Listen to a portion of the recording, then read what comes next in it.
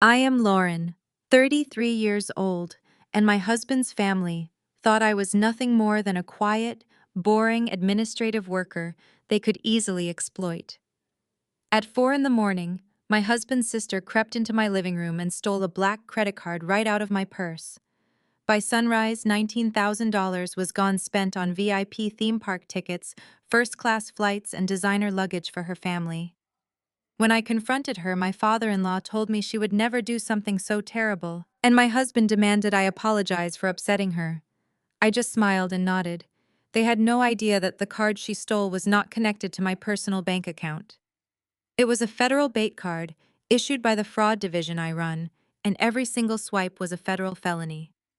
Before I tell you how this entire scheme blew up in their faces, let me know where you are watching from in the comments below. Hit like and subscribe if you have ever had to outsmart toxic relatives who thought they could walk all over you. The shrill, rhythmic vibration of my secure work phone shattered the silence of my bedroom at exactly 6 in the morning.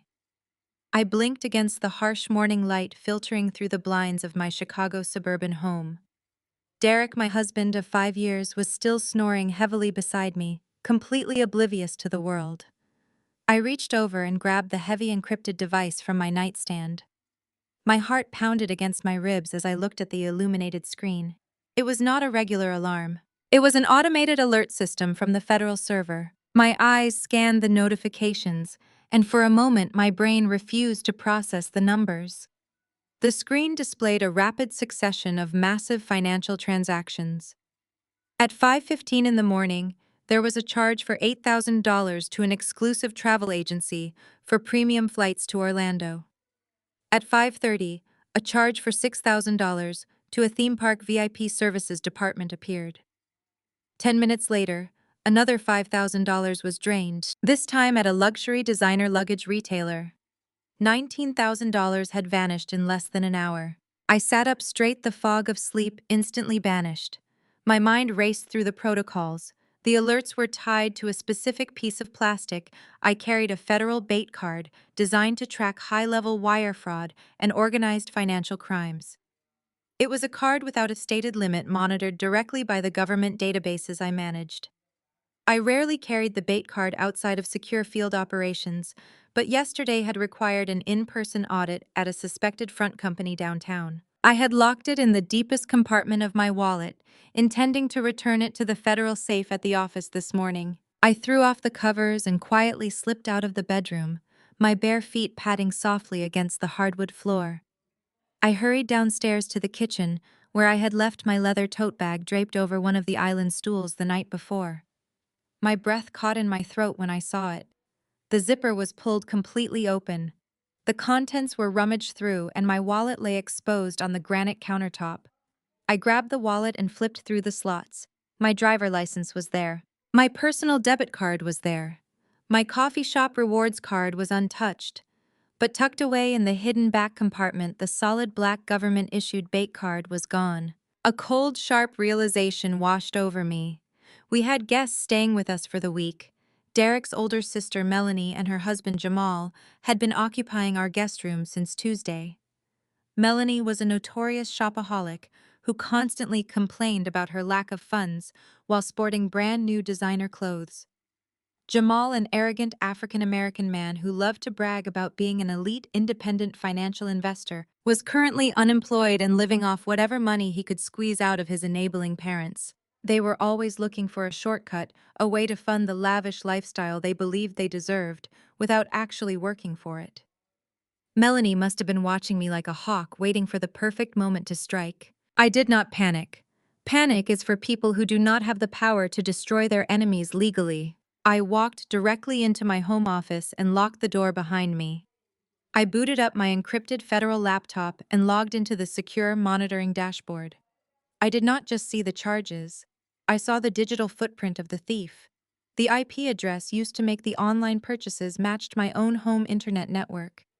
Even more damning, the shipping address for the expedited luxury luggage was listed as my exact home address, with the recipient name clearly typed out as Melanie. She had not even tried to cover her tracks. She had simply assumed I was too stupid to figure it out before she could intercept the packages. Armed with irrefutable proof, I marched out of my office and headed straight down the hallway towards the guest room.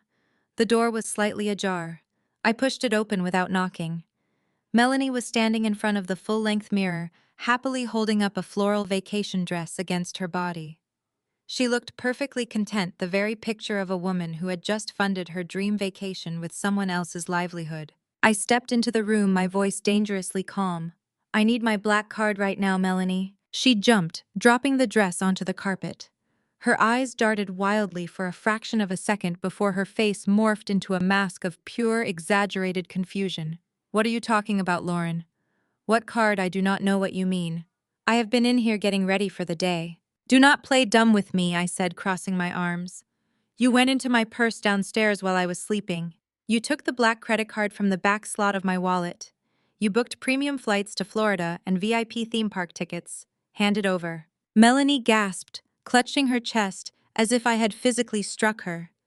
"How dare you accuse me of something so disgusting? I would never steal from anyone, let alone my own brother's wife. You must have misplaced it. You are always so disorganized and stressed out with your boring office job. You probably dropped it at the grocery store and now someone else is using it. Do not you dare try to pin your own careless mistakes on me." Her immediate pivot to playing the victim was a performance I had seen her execute flawlessly for years. Whenever she was backed into a corner, she cried, she deflected, and she blamed whoever was closest. Tears streamed down her cheeks, entirely fabricated, but incredibly convincing.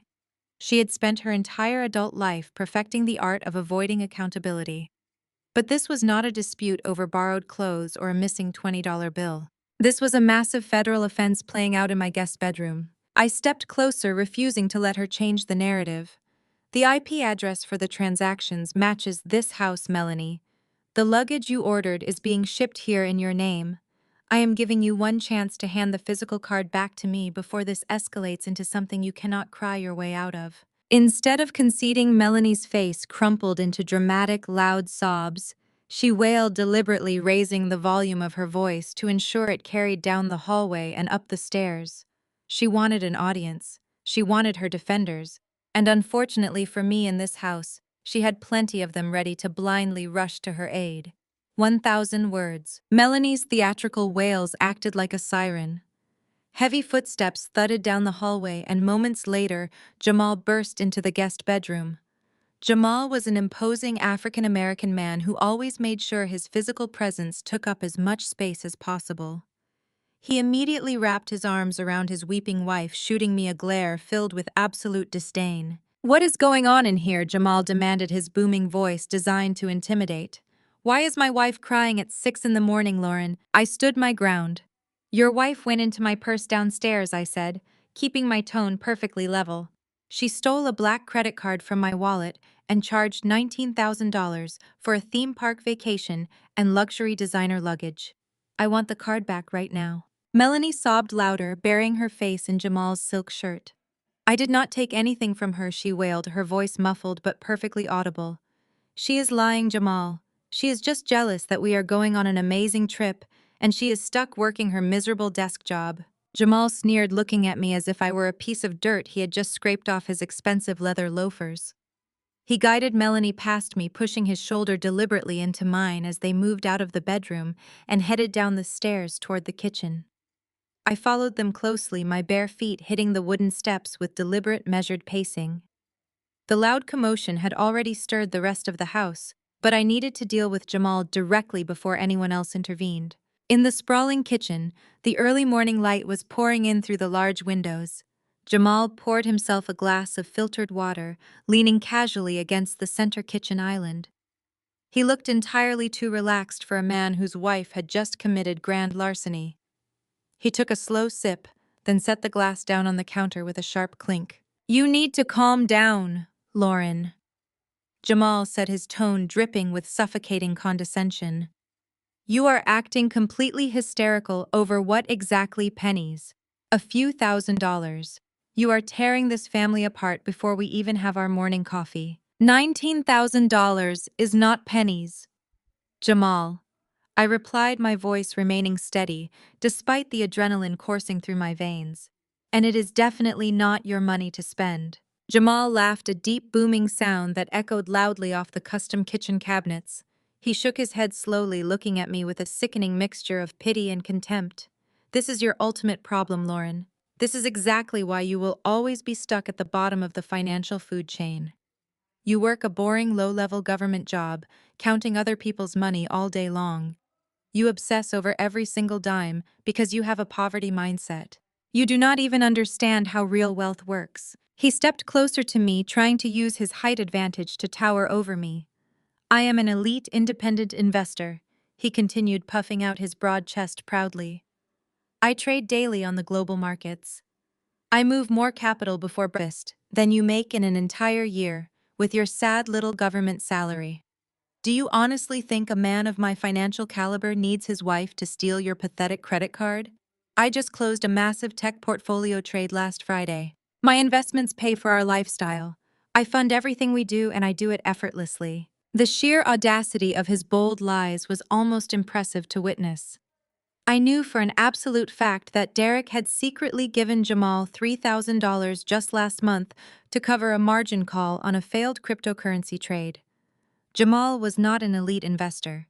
He was a desperate gambler who used complicated financial jargon to mask his chronic, embarrassing monetary failures. But in his delusional mind, he was a titan of industry, and I was just an insignificant obstacle standing in his way. Your imaginary investments have absolutely nothing to do with the fact that the IP address used for those fraudulent transactions leads directly back to the router in this very house, I countered. The shipping address for the luxury luggage is listed as this house explicitly under Melanie's name. The digital footprint is completely undeniable. Hand over the physical card, Jamal. If your trades are so wildly successful, you can pay for your own flights to Florida. Melanie whimpered from her seat at the kitchen table, dabbing her perfectly dry eyes with a paper napkin. She hates us, Jamal. She has always hated us because we know how to truly enjoy life. She probably lost the card at the grocery store yesterday because she is so unorganized and overworked. Now she is trying to maliciously frame me to make herself look better to Derek. Jamal nodded in solemn agreement, wrapping a fiercely protective arm around Melanie's trembling shoulders. You hear that, Lauren? You lost it.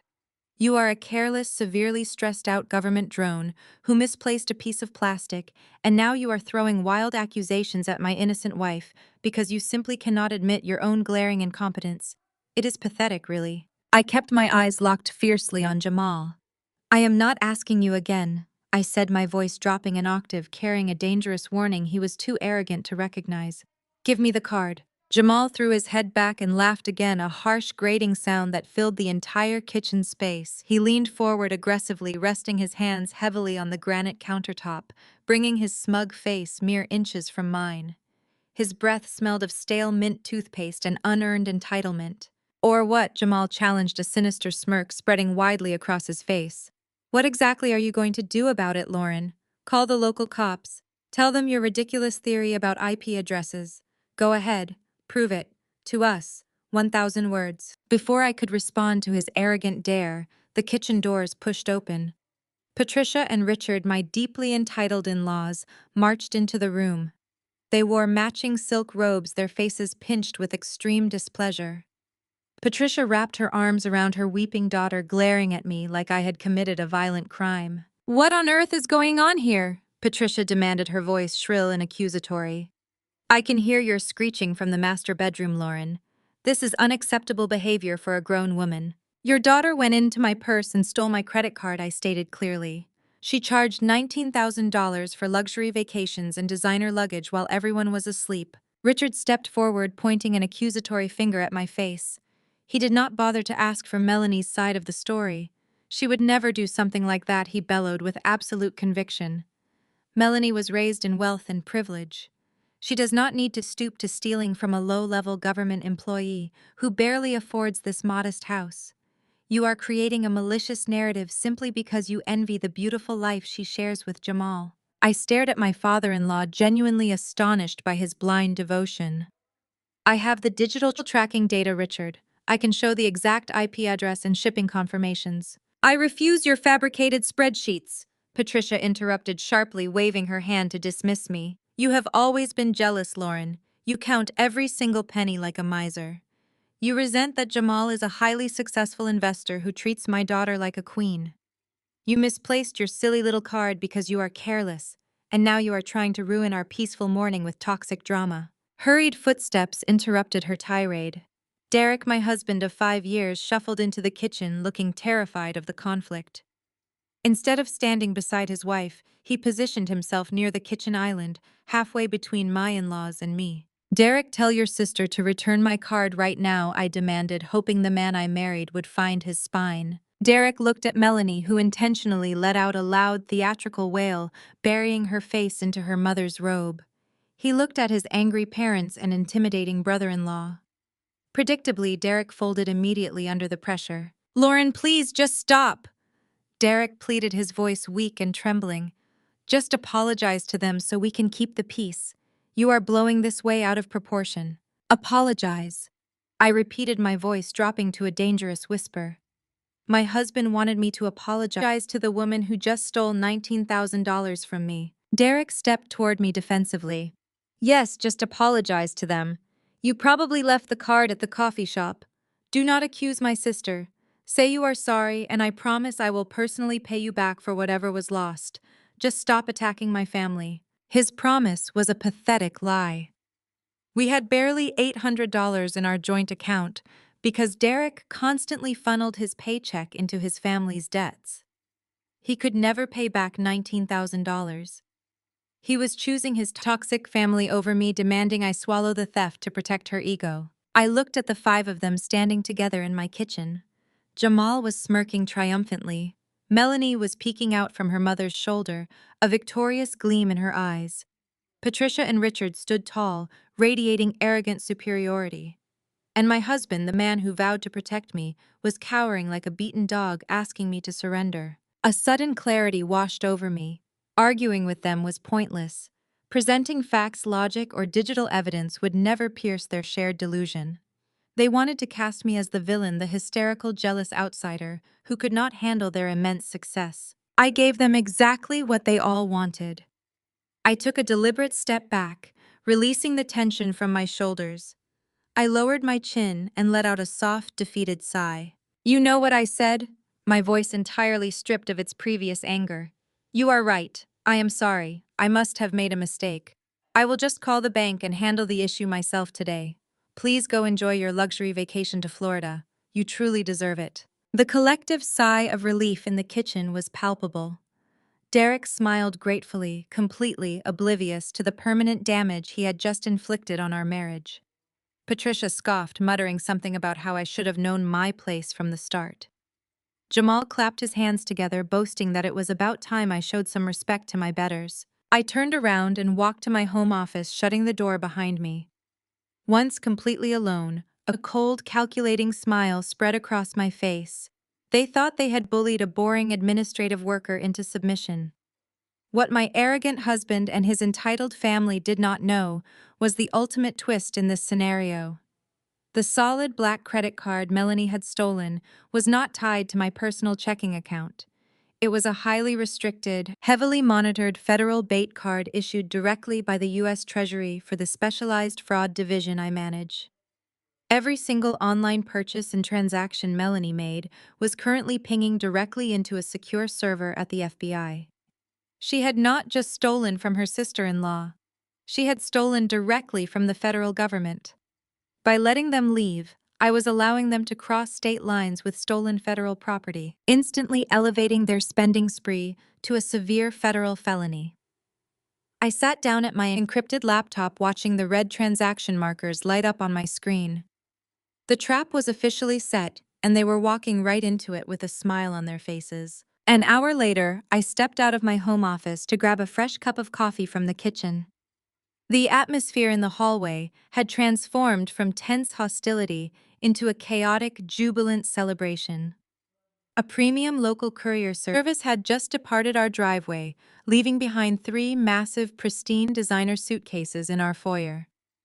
Melanie had apparently utilized a high-end luxury concierge service to have the luggage hand-delivered before their flight to Florida. The shiny leather bags sat on my hardwood floor like monuments to her staggering entitlement. Melanie and Jamal were eagerly transferring their clothing from their old bags into the brand new designer luggage right in the middle of the hallway.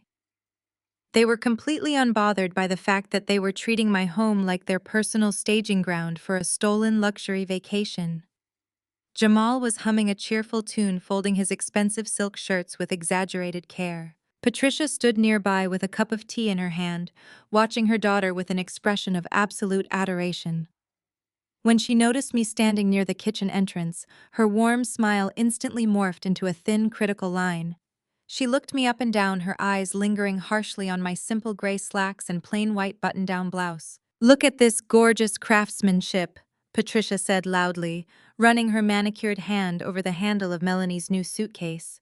She made sure her voice carried perfectly across the room, so I would not miss a single syllable. "You have such an exquisite eye for quality, Melanie. It is a natural elegance you are simply born with.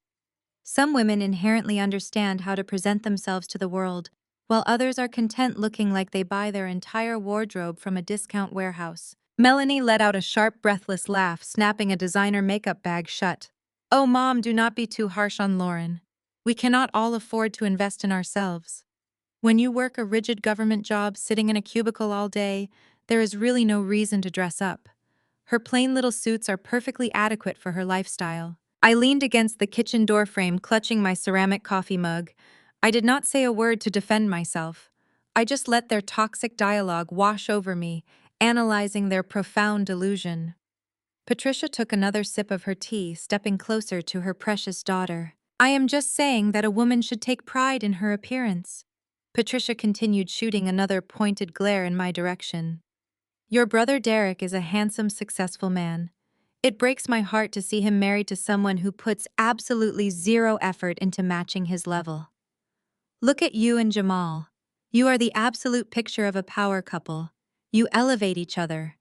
Lauren just drags Derek down with her poverty mindset. My grip on the coffee mug tightened, but my facial expression remained perfectly neutral. Patricia's insults about my modest wardrobe were nothing new, but today they carried a special kind of bitter irony. The only reason my closet consisted of affordable, practical work clothes was because my husband had spent the last 5 years secretly draining our joint savings to fund Melanie's shopping addictions. The memories of his financial abuse flashed through my mind with crystal clarity. I remembered the time I saved $2,000 for our second anniversary trip to the mountains. A week before we were supposed to leave, the money mysteriously vanished from our account. Derek had claimed it was a banking error, but I later found the wire transfer receipt proving he had sent every single dime to Melanie because she was facing eviction from her luxury high-rise apartment. I remembered the overtime hours I worked to build an emergency fund, only to discover Derek had emptied it to pay off the exorbitant credit card debt Jamal racked up on a failed day trading scheme. Every time I tried to build a safety net, every time I tried to treat myself to something nice, Derek stole it and handed it directly to his sister. Melanie's so-called natural elegance was entirely financed by my grueling 60-hour work weeks. Jamal's image as a high-rolling financial investor was a pathetic mirage sustained by the money they bled from my government salary. They were parasites wrapping themselves in designer labels, looking down on the host that kept them alive. And now they had finally crossed the ultimate line. They had stopped manipulating Derek for his money and had stolen directly from me. But more importantly, they had stolen from the federal government. Jamal zipped up his large suitcase with a triumphant flourish. He stood up, adjusting the collar of his expensive jacket, and walked over to me. He invaded my personal space, standing far too close. His towering frame meant to intimidate me into looking away. He reached into his pocket and pulled out a thick wad of cash, likely withdrawn from an ATM using my stolen card details. "You should really take notes," Lauren Jamal said, his voice dripping with condescension. "This is what real success looks like. You wake up early, you make bold moves in the market, and you reap the rewards. You are standing in your own house, drinking cheap coffee, looking like a miserable office drone, while my wife and I are about to board a first-class flight to a luxury resort. Maybe if you stopped being so jealous and actually asked me for investment advice, I could teach you how to escape your mediocre life." I looked up into his eyes, refusing to flinch or back down. I took a slow sip of my coffee, savoring the bitter taste. I am taking notes, Jamal. I replied, my voice steady and deadly calm. I am taking very detailed notes on every single move you make today. You have absolutely no idea how closely I am paying attention. Jamal scoffed, rolling his eyes as he turned his back on me. He grabbed the handle of his stolen luggage, completely dismissing my words as the empty threats of a defeated woman. Melanie linked her arm through his, planting a kiss on her mother's cheek before grabbing her own bags. Richard emerged from the living room, clapping Jamal on the shoulder and wishing them a fantastic trip. Derek was conspicuously absent, hiding in the garage to avoid looking me in the eye while his family paraded their stolen wealth. He was a coward, and his cowardice had finally destroyed our marriage. I watched them walk out the front door, hauling their brand new suitcases toward the waiting luxury SUV. The morning sun caught the shiny metal emblems on their luggage. They were laughing together, a family united by their shared greed and mutual delusion. I closed the front door quietly behind them. I walked back into my home office and sat down at my desk, watching the secure federal dashboard update in real time. The first leg of their journey had begun, and the evidence log was growing by the minute. The glowing screen of my encrypted federal laptop illuminated the dim corners of my home office. I watched the secure dashboard update in real time, the evidence log growing longer with every passing minute. My eyes scanned the itemized digital receipts flowing into the federal database. Amidst the exorbitant charges for VIP theme park passes and first-class airline upgrades, a distinct transaction caught my immediate attention. The alert displayed a $500 charge at an elite downtown liquor boutique. The timestamp attached to the purchase was exactly 7 in the morning, which was merely 2 hours prior to their dramatic departure. They had made a pit stop on their way to the airport to purchase luxury goods on the taxpayer's dime. Before I could dive deeper into the transaction details, the door to my home office swung open without a single knock. Richard marched into my private workspace, his chest puffed out with arrogant pride. He did not care that I was working. He did not respect my boundaries. In his mind, this house belonged to his son, which meant it belonged to him by extension. He walked directly up to my desk and slammed a heavy velvet-lined mahogany box down right next to my keyboard. I slowly looked away from my screen and glanced down at the box. The velvet lid was propped open to reveal a rare, highly aged bottle of single malt scotch resting on a bed of dark satin. The amber liquid caught the light from my desk lamp. It was the exact brand of scotch favored by wealthy executives and power players, the kind of bottle kept locked behind glass cases at high-end boutiques. "Take a good long look at that," Lauren Richards said, his voice booming in the quiet room. Jamal handed this to me right in the driveway before they stepped into their hired car. He bought it this morning specifically to thank me for my fatherly guidance and support. This is what an actual successful man does for his family. He shows gratitude. He shares the wealth he generates from his brilliant investments. Richard leaned over my desk, placing both of his hands firmly on the edge as he loomed over me. His face was flushed with a sickening mixture of triumph and malice. He wanted to use this bottle of liquor as a weapon to batter my self-esteem. "You and Derek have been married for 5 years," Richard continued, his tone dripping with absolute disgust. "In all that time, you have never once handed me a gift of this caliber. You give us cheap restaurant gift cards for Christmas and complain about the cost of hosting Thanksgiving dinner. You sit here in this depressing little room, pretending your government job makes you important, while a real financial mastermind like Jamal showers his family with luxury. Jamal is a true provider. He is a master of the markets. He knows how to live large and treat us with the immense respect we deserve. You should feel deeply embarrassed that an independent investor has to show you how a proper family operates." I sat perfectly still in my ergonomic desk chair, letting his venomous words wash over me. My eyes flicked from the expensive bottle of scotch back to the glowing screen of my federal laptop. The itemized receipt for $500 was still brightly illuminated on the dashboard. It was the exact same brand. It was the exact same price. The sheer, unadulterated audacity of the crime was almost breathtaking to witness. Jamal had not used the returns from a brilliant stock market trade to buy this gift. He had not used cryptocurrency dividends or real estate profits. Jamal had used the stolen federal bait card to purchase this exact bottle of scotch just 2 hours prior. He had stolen directly from the United States government to buy a bribe for his foolish father-in-law. Jamal was attempting to solidify his fake status as a wealthy elite using federal funds, and Richard was eating it up like a starving dog. The profound delusion of the men in my husband's family was staggering. Richard was proudly clutching a piece of state evidence. He was boasting about a bottle of liquor that was currently serving as the anchor for a grand larceny charge. Every time Jamal tried to act like a high-rolling tycoon, he was just hammering another nail into his own coffin. He was stacking federal felonies on top of each other, building a mountain of digital proof that no defense attorney in the country could ever dismantle. I looked up at Richard. I did not raise my voice. I did not defend my Christmas gifts or my modest lifestyle. I did not tell him that the only reason my husband could not afford to buy him expensive scotch was because Jamal was constantly bleeding our joint savings dry to cover his massive gambling debts. Instead, I leaned back in my chair, folded my hands neatly in my lap, and offered my father-in-law a warm, incredibly polite smile. "That is a very beautiful bottle of scotch, Richard," I said, my voice smooth and perfectly controlled. Jamal truly outdid himself this time. It takes a very special kind of man to procure a gift like that on such short notice. Richard blinked, clearly thrown off balance by my calm reaction. He had marched into my office expecting a fight.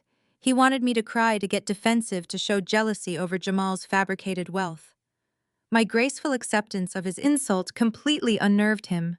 His arrogant posture faltered for a fraction of a second before he scowled and stood up straight. "At least you have the basic decency to admit when you are outmatched," Richard muttered, pulling the velvet box slightly closer to his chest, as if he thought I might try to snatch it away. "Maybe if you spent less time staring at spreadsheets and more time learning about real wealth generation, you could afford to buy Derek something nicer than those cheap practical suits you always get him." I kept the pleasant, unbothered smile firmly fixed on my face. "I highly recommend you savor that scotch, Richard," I said, maintaining direct eye contact. "You should enjoy every single drop of it. It is a remarkably expensive bottle, and I can assure you it is going to cost Jamal significantly more than he could ever possibly imagine. The price tag on that specific gift is going to be absolutely astronomical by the time the final bill comes due." Richard scoffed loudly, entirely missing the grave warning hidden beneath my polite words. He turned on his heel and marched out of my office, muttering under his breath about my bitter jealousy and my pathetic poverty mindset. He slammed the office door shut behind him, leaving me alone in the quiet room once again. I turned my attention back to the encrypted federal dashboard. The green status indicator on the top right corner of the screen pulsed steadily, confirming the secure connection to the central servers in Washington. Every transaction was pinging the federal database with flawless accuracy. They were boarding their flight now, carrying stolen goods across state lines, elevating their shopping spree to a major federal crime. I reached for my keyboard and began typing out the preliminary incident report, my fingers flying across the keys with practiced efficiency.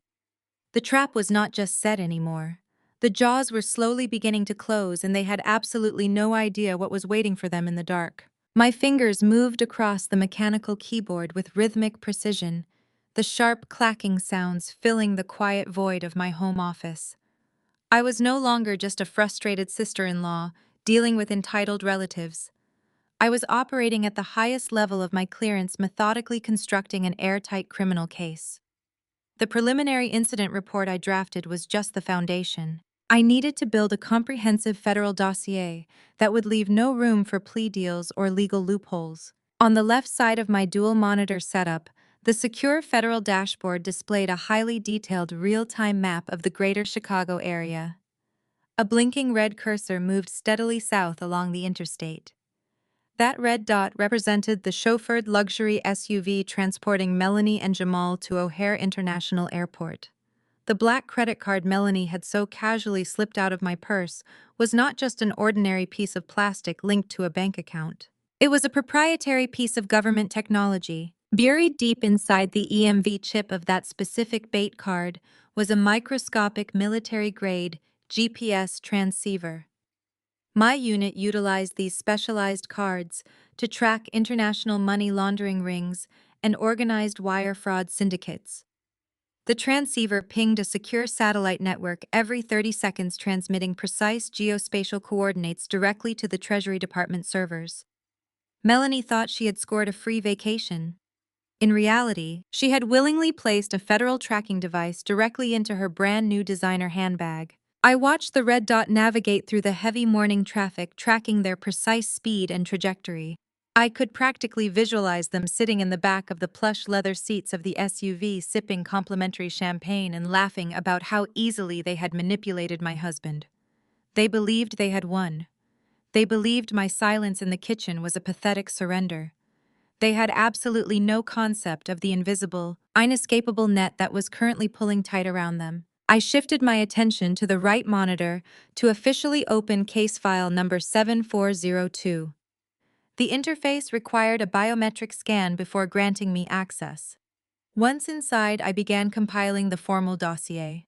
I started by uploading the initial $19,000 transactions for the luxury luggage and the theme park resort reservations. The digital footprint was remarkably sloppy.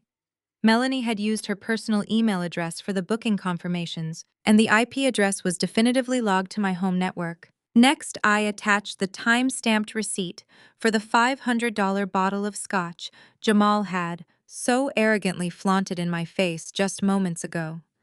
I documented his exact words to Richard regarding his successful market trades. That arrogant boast was a crucial piece of evidence. It proved malicious intent and active deception. It demonstrated that Jamal was not just a passive beneficiary of his wife's theft, but a willing participant attempting to launder the stolen funds to fabricate a fraudulent social status. I pulled the official banking records for Jamal and Melanie. The contrast between their outward projection of immense wealth and their actual financial reality was staggering. Their joint checking account was overdrawn, and Jamal's investment portfolio was a wasteland of liquidated assets and massive margin calls. I attached the last 6 months of their crippling financial failures directly into the federal dossier. This established a crystal clear motive for the grand larceny. They were completely broke, desperate to maintain their luxurious facade and perfectly willing to commit severe financial crimes to fund it. The blinking red dot on my left monitor finally reached the coordinates for Terminal 3 at O'Hare International Airport. I watched as the dot stopped moving, indicating they had exited the chauffeured vehicle. They were now walking into the airport concourse, dragging my stolen federal property along with them. This was the critical threshold. Until this moment, their actions constituted local grand theft. A call to the Chicago police would have resulted in a sympathetic local judge and a mandate for restitution that Derek would have inevitably paid. But I was certainly not interested in settling for a simple local jurisdiction. I wanted maximum accountability. By passing through the airport security checkpoints and boarding an outbound commercial flight to Florida, Melanie and Jamal were actively transporting stolen federal property across state lines. Furthermore, every time they swiped that card, they were utilizing interstate wire communication facilities to execute a fraudulent scheme. The combination of these two factors instantly triggered a jurisdictional shift. The crime was no longer a state-level misdemeanor or local felony. It was now a severe violation of federal law, falling directly under the purview of the United States Department of Justice. They were now looking at mandatory minimum sentencing guidelines. They were looking at federal prison. I finalized the digital paperwork organizing the flight manifests, the transaction logs, the GPS coordinates, and the financial history into a single heavily encrypted digital binder. The dossier was completely flawless. I moved my cursor over the large blue submission button at the bottom of the screen. Pressing this button would officially transfer the case file to the Active Operations Division. It would flag the bait card in the national database, alerting field agents in Florida to prepare for interception. I took a deep breath, the satisfying silence of my home office wrapping around me. I thought about the years of financial abuse. I thought about Derek draining our savings to feed their toxic entitlement. I thought about Patricia and Richard constantly insulting my modest lifestyle while praising the very parasites that fed on my hard work. I reached forward and clicked the glowing blue button. A green confirmation banner flashed across my screen. The dossier was officially logged. The federal trap was locked and fully armed. I sat back in my chair and watched the red dot on the map move steadily toward the designated departure gate. They were about to take off on the most expensive vacation of their entire lives. The green banner slowly faded from my monitor. Before I could lock the screen, the heavy oak door of my office swung open. Derek stepped inside. He did not knock. The nervous, cowering demeanor he had displayed in the kitchen was completely gone. He closed the door firmly behind him and engaged the deadbolt with a sharp, echoing click. He turned to face me, his posture stiff and his eyes entirely devoid of the gentle warmth I had fallen in love with 5 years ago. The mask of the supportive, peacekeeping husband had finally slipped off, revealing a cold, calculating stranger beneath. "Are they on the plane?" I asked, keeping my voice perfectly neutral as I quickly minimized the federal tracking software. Derek walked to my desk and crossed his arms over his chest. "Yes," he replied flatly. "They are gone. Now we need to discuss how you are going to fix this ridiculous mess you created this morning." I looked up at him, confused for a fraction of a second. "The mess I created," I repeated, raising an eyebrow. "Your sister stole $19,000 from me, Derek. She committed grand larceny while we were sleeping in the next room." Derek let out a sharp, dismissive scoff. "Stop using dramatic legal terms, Lauren. Nobody committed grand larceny." Melanie took the card. "I know she took it. I saw her slip it out of your purse last night after you went to bed." The room suddenly turned to ice. My lungs felt tight as his words registered in my mind. "You saw her steal from me?" I asked, my voice dropping to a dangerous whisper. "And you did absolutely nothing to stop her from taking it?" "Why would I stop her?" Derek asked, as if the answer were the most obvious thing in the world. "Melanie has been incredibly stressed lately. Jamal has had a few minor setbacks in the market, and they needed a break. They deserve to enjoy themselves. You have zero expenses. Lauren, you do not even buy nice clothes, as my mother so accurately pointed out earlier. You just hoard money in that bank account of yours. They actually needed it to maintain their lifestyle and their social connections. It is just money. You will get it back anyway, so there is no reason to be so vicious about it." I stared at him, trying to comprehend the sheer magnitude of his betrayal. He had watched his sister rob me, and he had silently cheered her on. "How exactly do you propose I get $19,000 back, Derek?" I asked. He leaned over my desk, invading my personal space just like his father had done an hour ago. "You are going to call your bank right now." Derek ordered, his voice hard and commanding. "You are going to tell them that you misplaced the card yesterday afternoon. You will say you lost it at the grocery store and that these charges are entirely fraudulent. The bank will cancel the card. They will issue a chargeback, and your account will be fully refunded by the end of the week. It is a victimless crime." The massive credit card companies can afford to absorb a $19,000 loss. They write off billions every single year without batting an eye. "You want me to commit wire fraud to cover up your sister stealing from me," I stated, laying out the legal reality of his insane demand. Derek rolled his eyes, clearly agitated by my refusal to immediately comply. "Stop acting so incredibly self-righteous," he snapped. "You owe this family, Lauren. Do you have any idea how gracious my parents were to welcome someone like you into our home? You came from absolutely nothing. You grew up in a tiny, cramped apartment, working your way through a mediocre state college. We gave you actual status. We gave you a beautiful home in a wealthy, respected suburb. You get to sit at our table and associate with people of real pedigree. Covering a small vacation for my sister is the absolute least you can do to repay that massive debt." The sheer audacity of his statement was suffocating. "I bought this house," I reminded him, my voice razor sharp. "My name is exclusively on the mortgage because your credit score was entirely destroyed by the secret loans you took out to pay for Jamal and his gambling debts. I pay the property taxes. I pay the utility bills. Your family did not give me a wealthy lifestyle. I am actively financing your family and their constant delusions of grandeur with my government salary. You are all living in a fantasy world built entirely on my hard work." Derek slammed his fist hard on my desk, violently rattling my coffee mug. "You will do exactly as I say," he shouted, his face turning an ugly dark shade of red. "You will call the bank and you will lie to them today. If you try to ruin my sister and her vacation, I swear to you, I will make your life a living hell. I will divorce you." I will take half of everything you own, and I will drag your name through the mud in front of everyone we know. I will make sure you are left with absolutely nothing but your boring little desk job." I looked at the man I had promised to spend my entire life with. He was threatening to destroy my future just to protect his entitled sister. He was demanding I break the law, entirely unaware the trap was already in motion. A slow, chilling smile spread across my face as I looked directly into his angry eyes. He thought he held all the power in this room. He thought I was just a frightened wife who would eventually bow down to his aggressive demands. I reached for my desk phone and slowly pushed it across the smooth wooden surface toward him. "Go ahead," I challenged, hand resting on the receiver. "You want me to commit federal wire fraud and perjury to protect your sister? If you are so confident that this is a victimless crime, then you make the call. Dial the fraud department, Derek. You give them your name, and you tell them that $19,000 was stolen at the grocery store. Put your name on the official recorded line." Derek stared at the black phone like a venomous snake. His face twitched, the flush of his skin turning pale. He did not reach for the receiver. He knew the difference between demanding I break the law and actually putting himself in the crosshairs of a massive fraud investigation. "That is what I thought," I said, pulling the phone back.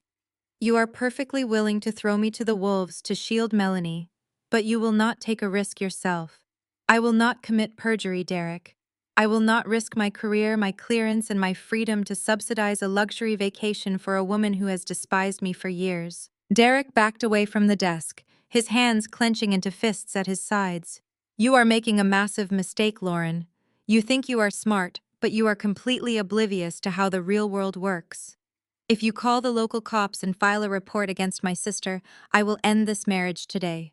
I will pack my bags, walk out, and take half of everything you have spent your pathetic life building." He paced my office, his voice growing louder with every step. "You think you can survive without me? You think you can afford to maintain this house, pay the property taxes, and keep up your lifestyle without my income? We are married, Lauren. What is yours is mine. The courts will gut you. They will force you to sell this house, and they will hand me half the equity. I will use your own money to pay for the best defense attorney for Melanie, and you will be left rotting in a cheap apartment like where you grew up." I watched him pace, his cruel threats hanging in the air of my office. He was trying to leverage my financial security against me, assuming I was terrified of losing his paltry contributions to our joint account. He was operating under the delusion that he actually brought value to our financial partnership. My mind clicked into a state of terrifying clarity. The final veil was ripped away, exposing the rotten core of our marriage. This relationship had never been about love or mutual respect. It had always been a calculated transaction.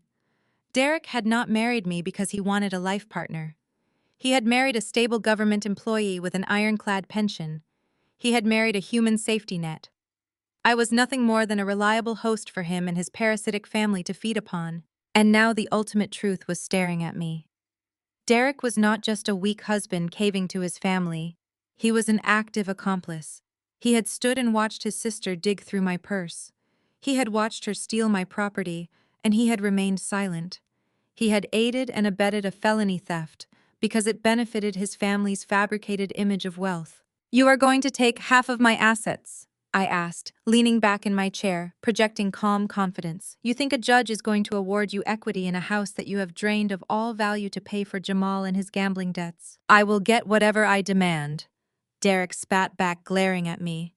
"The law protects spouses. You cannot hide your money from me, Lauren. I know how much you make, and I know what I am entitled to take when I leave. You will pay for this defiance." I shook my head slowly, feeling pity for him. "You have no idea who you are dealing with, Derek. You do not understand what is happening. You think this is a domestic dispute over a misplaced credit card. You think calling the local police is my ultimate weapon. I am not going to call the local police. I have zero interest in involving the Chicago authorities." Derek frowned, his arrogant expression faltering. "What are you talking about? If you are not calling the police, then you are going to call the bank and fix this." "I am not calling the bank either," I replied, my voice dropping to a low, icy tone. "The charges are already locked in. The transaction data is processed. There is no reversing what your sister has done. But you do not need to worry about the local police, Derek. The local cops are irrelevant at this stage. Derek opened his mouth to argue, but the words died in his throat as the silence of the room pressed in on him. He could see the certainty in my eyes, and for the first time today, a flicker of fear crossed his face. He finally realized my calm demeanor was not a bluff. Your sister made a catastrophic error. I continued, spacing my words for maximum impact. And you made a bigger mistake by choosing to protect her. You chose your side, Derek. You made your bed with thieves and now you are going to lie in it. You are an active accomplice in a federal crime that is larger than your comprehension. I turned my chair, breaking eye contact with him. I picked up a stack of performance reports from my desk and began neatly tapping them into a perfectly aligned pile, dismissing his presence. We are completely done here, I stated, my voice echoing with absolute finality as I pointed toward the wooden door. You can leave my office right now. I have urgent federal paperwork to officially submit, and I refuse to waste another second listening to your empty threats. Derek did not move toward the door.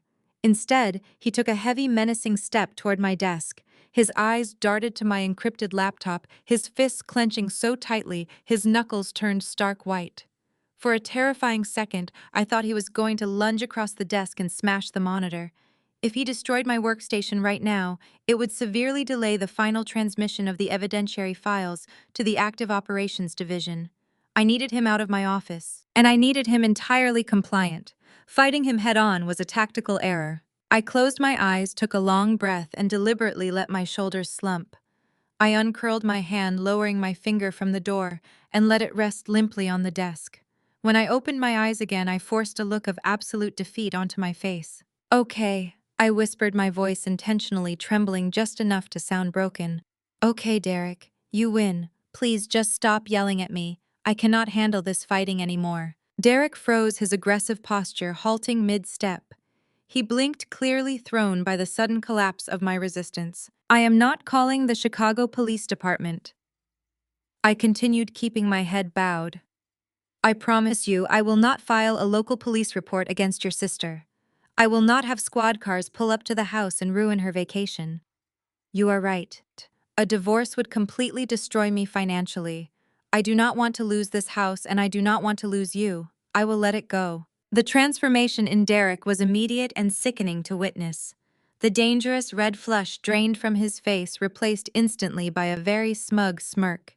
He puffed out his chest, stepping back from my desk, with the swagger of a conquering general who had just successfully crushed a rebellion. I am glad you finally decided to use your brain, Lauren. Derek said, his tone dripping with condescending approval. It is about time you remembered who is really in charge of this household. I knew you did not have the spine to go through with calling the cops. You always talk a big game, but when it comes down to it, you know your place. I kept my eyes fixed on the floor, nodding slowly, as if his cruel words were justified. He was gloating, totally intoxicated by his own perceived power. He was completely unaware of the massive hole in his logic. My promise not to call the local police was technically the absolute truth. I had zero intention of calling the Chicago Police Department because local municipal cops hold absolutely no jurisdiction over a highly classified federal bait card operation. The local authorities could not intervene even if I begged them to. The United States Treasury and the FBI were handling the grand larceny. Derek adjusted his collar, looking down at me with profound superiority. See that you keep that promise, he ordered. I am going to the living room to watch the morning news. I want you to call your bank right now and handle the chargebacks like an adult. When you are finished, you can come out and apologize to my parents. Yes, Derek, I murmured softly. I will take care of everything right now. He turned around and strode out of the office, pulling the door shut behind him. The heavy latch clicked into place. The exact second the latch engaged, the mask of the terrified, defeated wife vanished from my face. My posture instantly straightened, and my hands flew back to the mechanical keyboard. Derek thought his aggressive intimidation tactics had secured his family's safety. In reality, his supreme arrogance had just handed me the golden opportunity I needed to completely dismantle him. He was sitting on the couch right outside my door, entirely oblivious to the fact that I was about to dissect his entire financial existence. I opened a secure browser window and navigated directly to our primary banking portal. Derek had always been protective of his passwords, insisting on handling our finances to ensure we stayed on budget. It was a perfect cover for his chronic embezzlement. What he did not realize was that my clearance level provided me with access to forensic accounting tools designed to track international shell corporations. Cracking his personal passwords took exactly 4 seconds. I bypassed the joint checking account. I dove deeper, running his social security number through a secure registry. A hidden secondary checking account instantly popped up on my monitor. The account was registered solely under his name, completely concealed from my view for the past 3 years. I clicked into the transaction history, rapidly scanning the digital ledger. The numbers were staggering. Every single time Derek had claimed he was working overtime to build our savings, his extra paychecks were being directly deposited into this shadow account. The outgoing transfer logs painted a devastating picture of his true loyalties. I traced the wire transfers. Every month, like clockwork, massive sums of money were being routed from Derek's secret account into a supposedly elite corporate investment portfolio registered under Jamal's name. Jamal was definitely not an independent investor. Jamal absolutely did not trade on the global markets. The entire foundation of Jamal's fabricated wealth was built on money. He was siphoning directly from my husband. Derek had been secretly funding Jamal's fake investment empire for years, bleeding our household dry so his brother-in-law could play the role of a financial titan. I downloaded every hidden ledger. I bundled them all into a highly encrypted digital folder. This was no longer just about Melanie stealing a bait card. This was a massive multi-year conspiracy of severe financial fraud directly involving my own husband. I dragged the encrypted folder containing his hidden accounts directly into the active federal dossier. The federal trap had just expanded significantly, and Derek had willingly stepped right into the absolute center of it. I minimized the federal dashboard and immediately opened a heavily encrypted personal communication channel on my secondary monitor. Derek had made his malicious intentions perfectly clear during our argument. He had threatened to gut me financially, force the sale of my house, and send his sister and her criminal legal defense. He truly believed his status as my husband granted him unrestricted access to everything I had built from the ground up. I was sorely mistaken. I was not going to wait for him to file the paperwork and blindside me. I was going to strike first and shatter his entire reality before he could even blink. I typed in a familiar contact number and initiated a secure voice call. The line connected immediately. Eleanor Vance did not believe in small talk. She was a ruthless, highly specialized corporate and divorce attorney who catered exclusively to high-net-worth individuals and federal employees, requiring absolute discretion. She charged an astronomical hourly rate, and she was worth every single penny. I had placed her on a very expensive retainer 2 years ago, when Derek first started acting aggressively secretive about our shared finances, but I had never pulled the trigger. Today, the safety was coming completely off. Lauren Eleanor said, her voice crisp and entirely devoid of emotion. I assume you are calling to finally activate the primary contingency plan. Activate it immediately, I replied, my voice equally cold and precise. Derek just confessed to aiding and abetting grand larceny. He is actively protecting his sister after she stole a highly classified federal bait card from my purse. Furthermore, I just cracked his hidden banking portals. He has been systematically embezzling our joint funds for years to secretly finance Jamal and his fraudulent investment portfolio. I am officially done, Eleanor. I want every single asset I own locked down so tight he cannot even breathe on it without facing severe legal repercussions. There was a brief pause on the line, followed by the rapid sound of typing. Send me the ledger files right now, Eleanor commanded. If he has been diverting marital assets into hidden accounts, we have absolute grounds for immediate financial sequestration. I will file an emergency ex parte order with the presiding judge within the hour. What about the physical property? The house is entirely in my name, I reminded her, pulling up the digital deed on my monitor. But Derek threatened to force a sale to claim half the equity. I need that equity entirely out of his reach before he even realizes what is happening. Consider it done, Eleanor stated confidently. I am initiating the immediate transfer of your legitimately earned assets, including the house equity and your government pension, directly into the protected blind trust we established during your initial consultation. The trust is registered under an offshore corporate entity completely detached from your marital estate. By the time Derek tries to file any standard divorce proceedings, he will be trying to lay claim to an empty vault. He will have zero legal standing to touch your money. I attached the downloaded ledgers detailing Derek and his hidden accounts, including the wire transfers to Jamal. I dragged the encrypted folder into the secure chat window and hit send. The file transferred instantly. I received the documents, Eleanor confirmed. These financial records are completely devastating, Lauren. Derek has effectively committed massive financial fraud against his own wife. He has breached his fiduciary duty to the marriage. When I present this specific evidence to the judge, Derek will be lucky if he walks away with the clothes on his back. I will also draft a comprehensive restraining order preventing him from accessing any of your digital or physical property. You will be entirely bulletproof. Thank you, Eleanor, I said, feeling a massive weight lift off my shoulders. Execute the plan. I will contact you when the federal authorities make their move. I ended the call and leaned back in my ergonomic chair. The legal machinery was officially in motion. Eleanor was a shark in a tailored suit, and she was currently shredding Derek and his financial future into tiny, unrecognizable pieces. Within the hour, the blind trust would be fully funded and legally sealed. My pension was protected. My savings were secure. The equity in my home was completely insulated from his greedy hands. Derek thought he held the ultimate trump card by threatening divorce.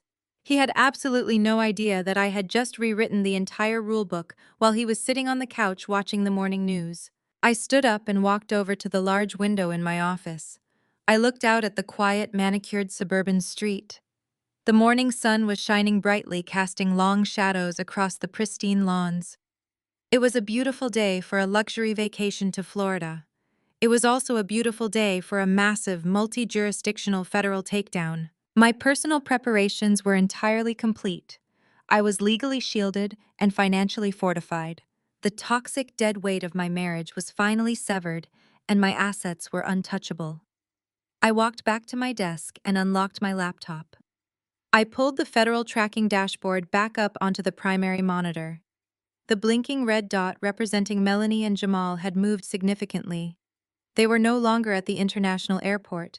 The GPS transceiver indicated they were currently cruising at 30,000 feet, flying directly into the waiting arms of the United States Justice Department. Every single piece on the board was perfectly positioned.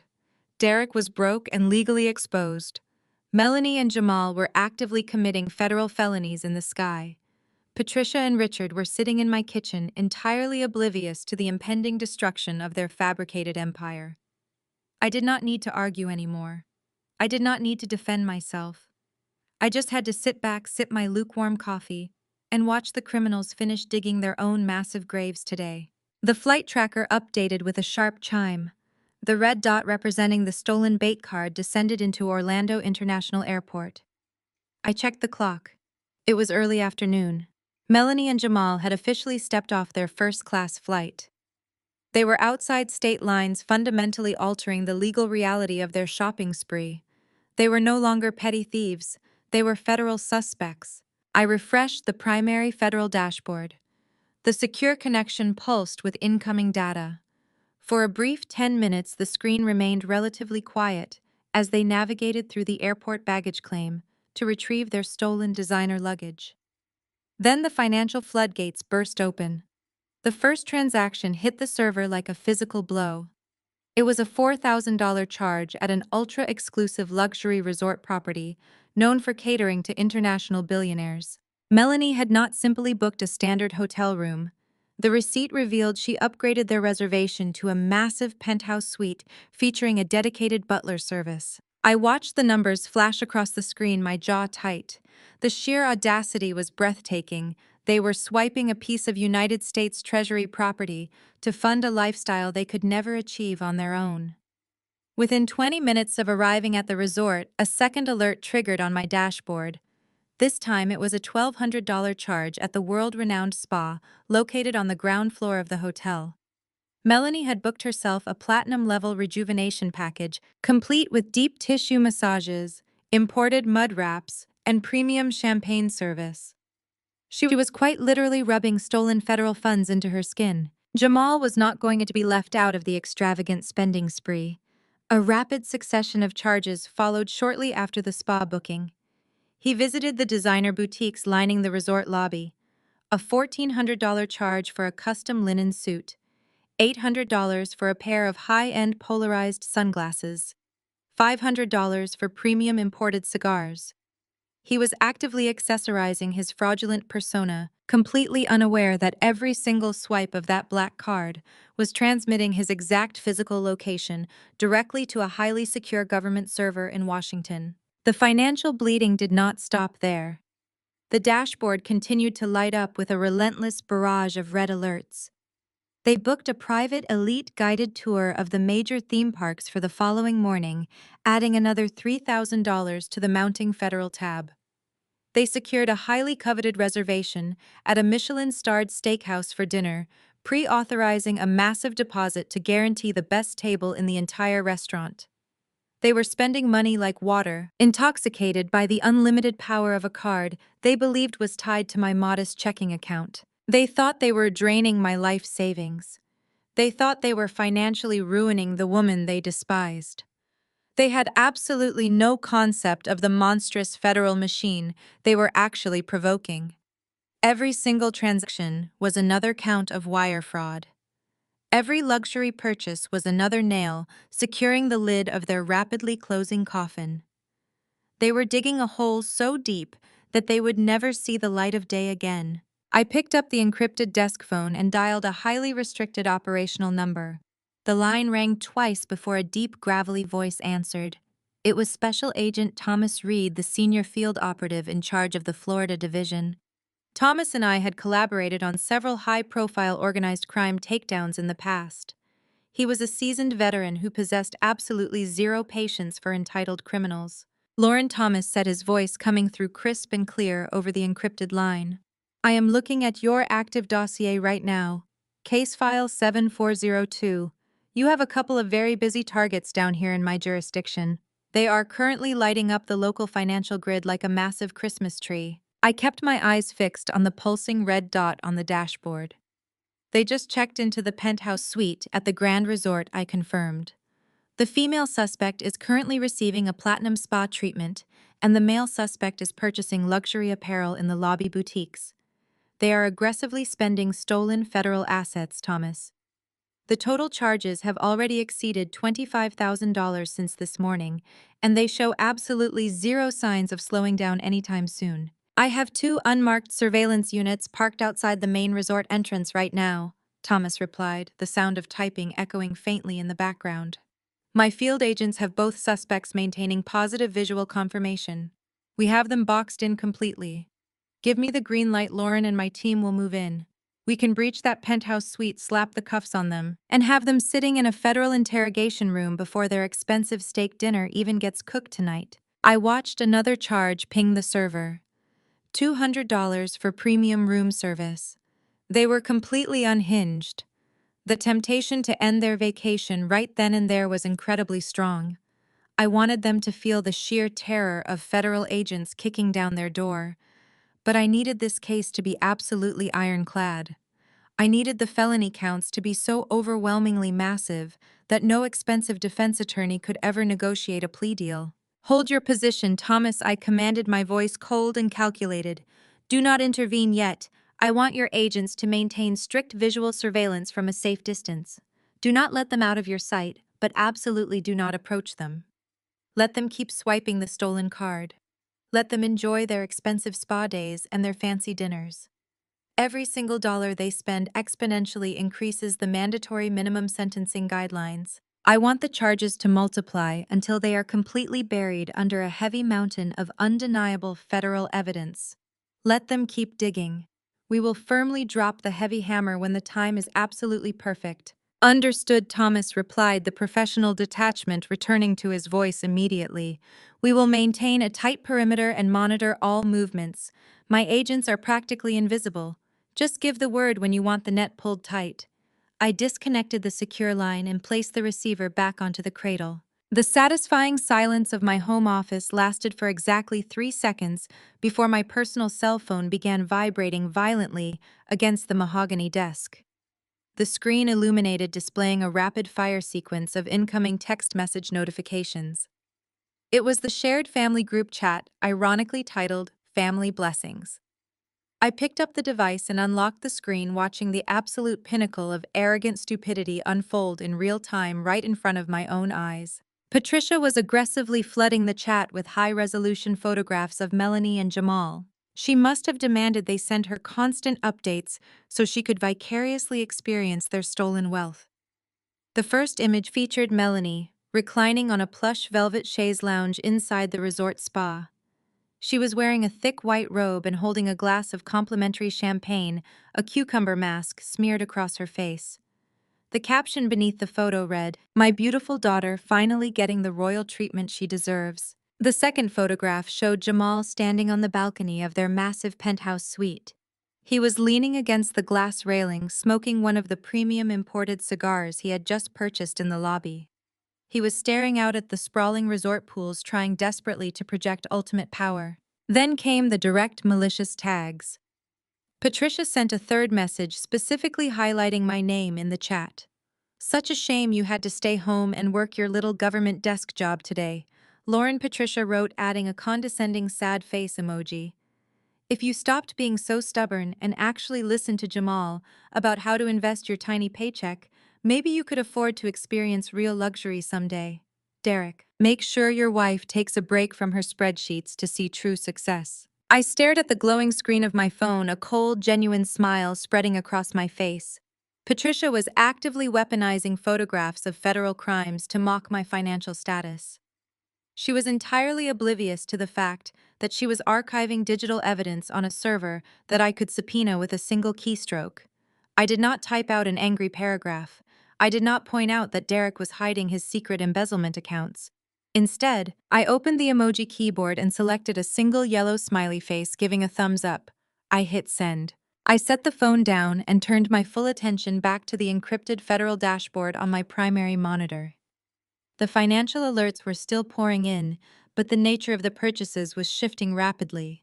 They were no longer satisfied with spa treatments and custom clothing. They were moving into hard assets. A new transaction pinged the server with a loud, distinct chime. It was a charge for $21,000 at a high-end jewelry boutique located within the resort promenade. My eyes darted to the cumulative total running at the top right corner of the dashboard. The numbers spun rapidly, adding the new charge to the existing pile of fraudulent resort fees, flights, and designer luggage. The total balance ticked past $49,000, hovered for a fraction of a second, and then officially crossed the $50,000 threshold. I let out a slow, satisfied breath. $50,000 was not an arbitrary number. In federal financial crimes, crossing that monetary threshold was a monumental event. It triggered an automatic enhancement in the federal sentencing guidelines. It eliminated any possibility of a sympathetic judge granting probation. By stealing more than $50,000 of government property, Melanie and Jamal guaranteed themselves mandatory minimum sentences in a federal penitentiary. They were facing years behind bars, wearing standard-issue orange jumpsuits. My cell phone buzzed again, vibrating intensely against the desk. I glanced down. Jamal had bypassed Patricia and decided to post directly into the family group chat. It was not a photograph this time. It was a 45-second video clip. I tapped the screen to play the media, turning the volume up so I could hear every single arrogant word he had to say. The video opened with a close-up of his wrist. He wore an oversized luxury watch covered in diamonds. The camera panned to his smug face. He was walking through the lobby boutiques behind him. "This is the grind," Jamal announced, his voice dripping with unearned swagger. "You have to make bold moves to reap rewards.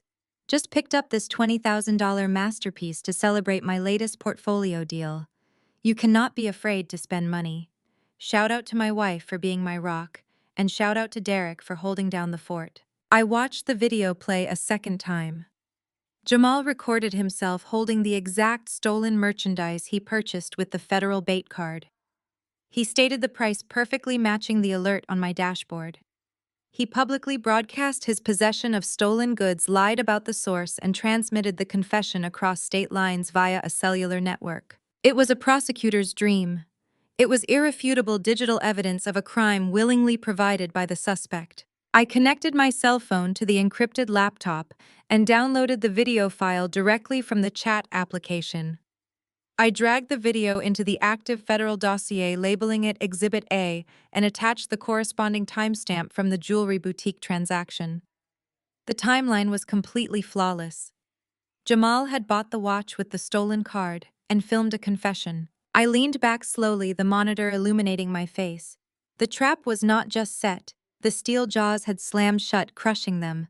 They were trapped in a cage of their own making, gleefully snapping photos of the cold iron bars. The cold iron bars were entirely invisible to them, obscured by the blinding glare of stolen diamonds and designer labels. I pulled up the federal warrant application template on my secondary monitor and began to meticulously construct the legal framework that would permanently end their charade. The video file Jamal had so generously provided was currently processing through our forensic authentication software. I did not just need the visual evidence. I needed the hidden metadata permanently etched into the digital file. The software immediately extracted the exact geographic coordinates, the device identification number, and the absolute precise time of recording down to the millisecond. I opened the transaction ledger from the jewelry boutique. The $21,000 charge for the luxury watch was timestamped at 2:14 and 36 seconds in the afternoon. Jamal uploaded his bragging video to the family group chat exactly 11 minutes later. The physical location tagged in the video metadata matched the exact address of the Resort Promenade boutique. The digital footprint was entirely inescapable. I typed the corresponding data points into the warrant application, clearly outlining the unbroken chain of custody from the stolen federal bait card directly to Jamal's wrist. I did not stop there. I went back through the family group chat history and downloaded every single photograph Patricia had uploaded on their behalf. I ran the same forensic extraction protocol on the image of Melanie lounging in the spa. The metadata confirmed she was inside the Platinum VIP suite at the resort spa facility. I cross-referenced the time the photograph was captured with the $1,200 charge on my federal dashboard. The timestamps aligned perfectly. I attached the spa photograph as Exhibit B, formally linking the visual evidence of the luxury service to the fraudulent financial transaction. Every boastful text message, every smug photograph, and every arrogant video clip was methodically transformed into a lethal legal weapon. I was building a comprehensive timeline of grand larceny, wire fraud, and possession of stolen government property. The warrant application was growing into a massive document fortified by undeniable mathematical precision. There was absolutely no room for a defense attorney to argue mistaken identity. There was no possible way to claim the card was used accidentally. The suspects were actively documenting their own intentional criminal conduct and broadcasting it to an audience of accomplices. I finished drafting the primary affidavit detailing the initial theft of the card from my purse in Chicago and tracing the subsequent flight path to Florida. I explicitly noted that the card belonged to the United States Treasury and was issued specifically for classified investigative purposes. I highlighted the total stolen amount, boldly underlining the fact that it had far exceeded the $50,000 threshold required for mandatory federal sentencing enhancements. The document was a masterpiece of bureaucratic destruction. Every paragraph was a locked door. Every exhibit was a turned key. I routed the completed warrant application through the secure internal network directly to the federal magistrate on duty. Given the overwhelming volume of physical and digital evidence, combined with the real-time tracking data provided by the active bait card, the judicial approval was essentially a formality.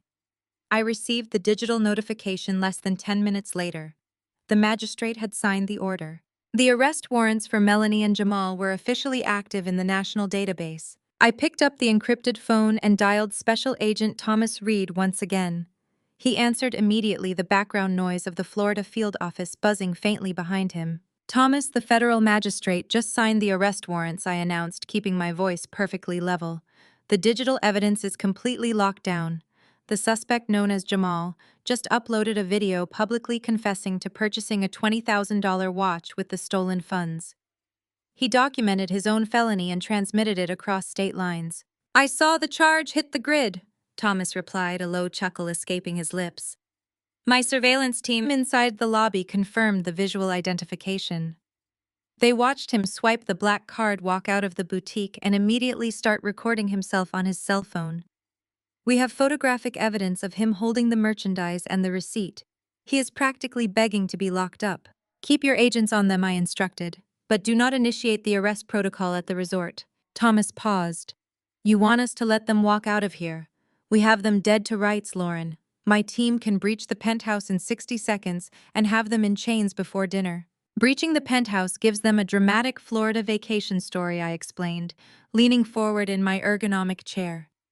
It allows them to play the victim in a luxury setting. I do not want them arrested in a beautiful resort. I want them to enjoy every single second of their stolen vacation. I want them to fly back to Chicago believing they have completely gotten away with it. I want them to land feeling entirely victorious. You want to take them down at the airport?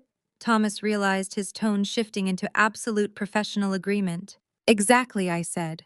When they land back at O'Hare International Airport, they will be stepping directly onto federal property. They will be carrying the stolen merchandise. They will be entirely off guard. I will have our Chicago field agents waiting for them right at the arrival gate. We will pull them off the plane in front of everyone. It is a solid tactical plan, Thomas agreed. We will maintain constant visual contact and escort them to their departing flight when the time comes. We will not lose sight of them for a single second. The moment their plane leaves Florida airspace, I will transfer primary jurisdiction back to your team in Chicago. Make sure they do not pawn the watch, I added. They are too arrogant to sell it, Thomas said confidently. He is going to wear that watch all the way home. We will have the net ready to close the absolute second their feet touch the ground in your city. I ended the call and looked back at my monitors. The operation was moving into its final phase. The trap was fully constructed, the warrants were signed, and the field agents were entirely synchronized. All that was left to do was sit quietly in my home office, endure a few more days of Derek gloating on the couch, and wait for the criminals to willingly fly themselves directly into federal prison.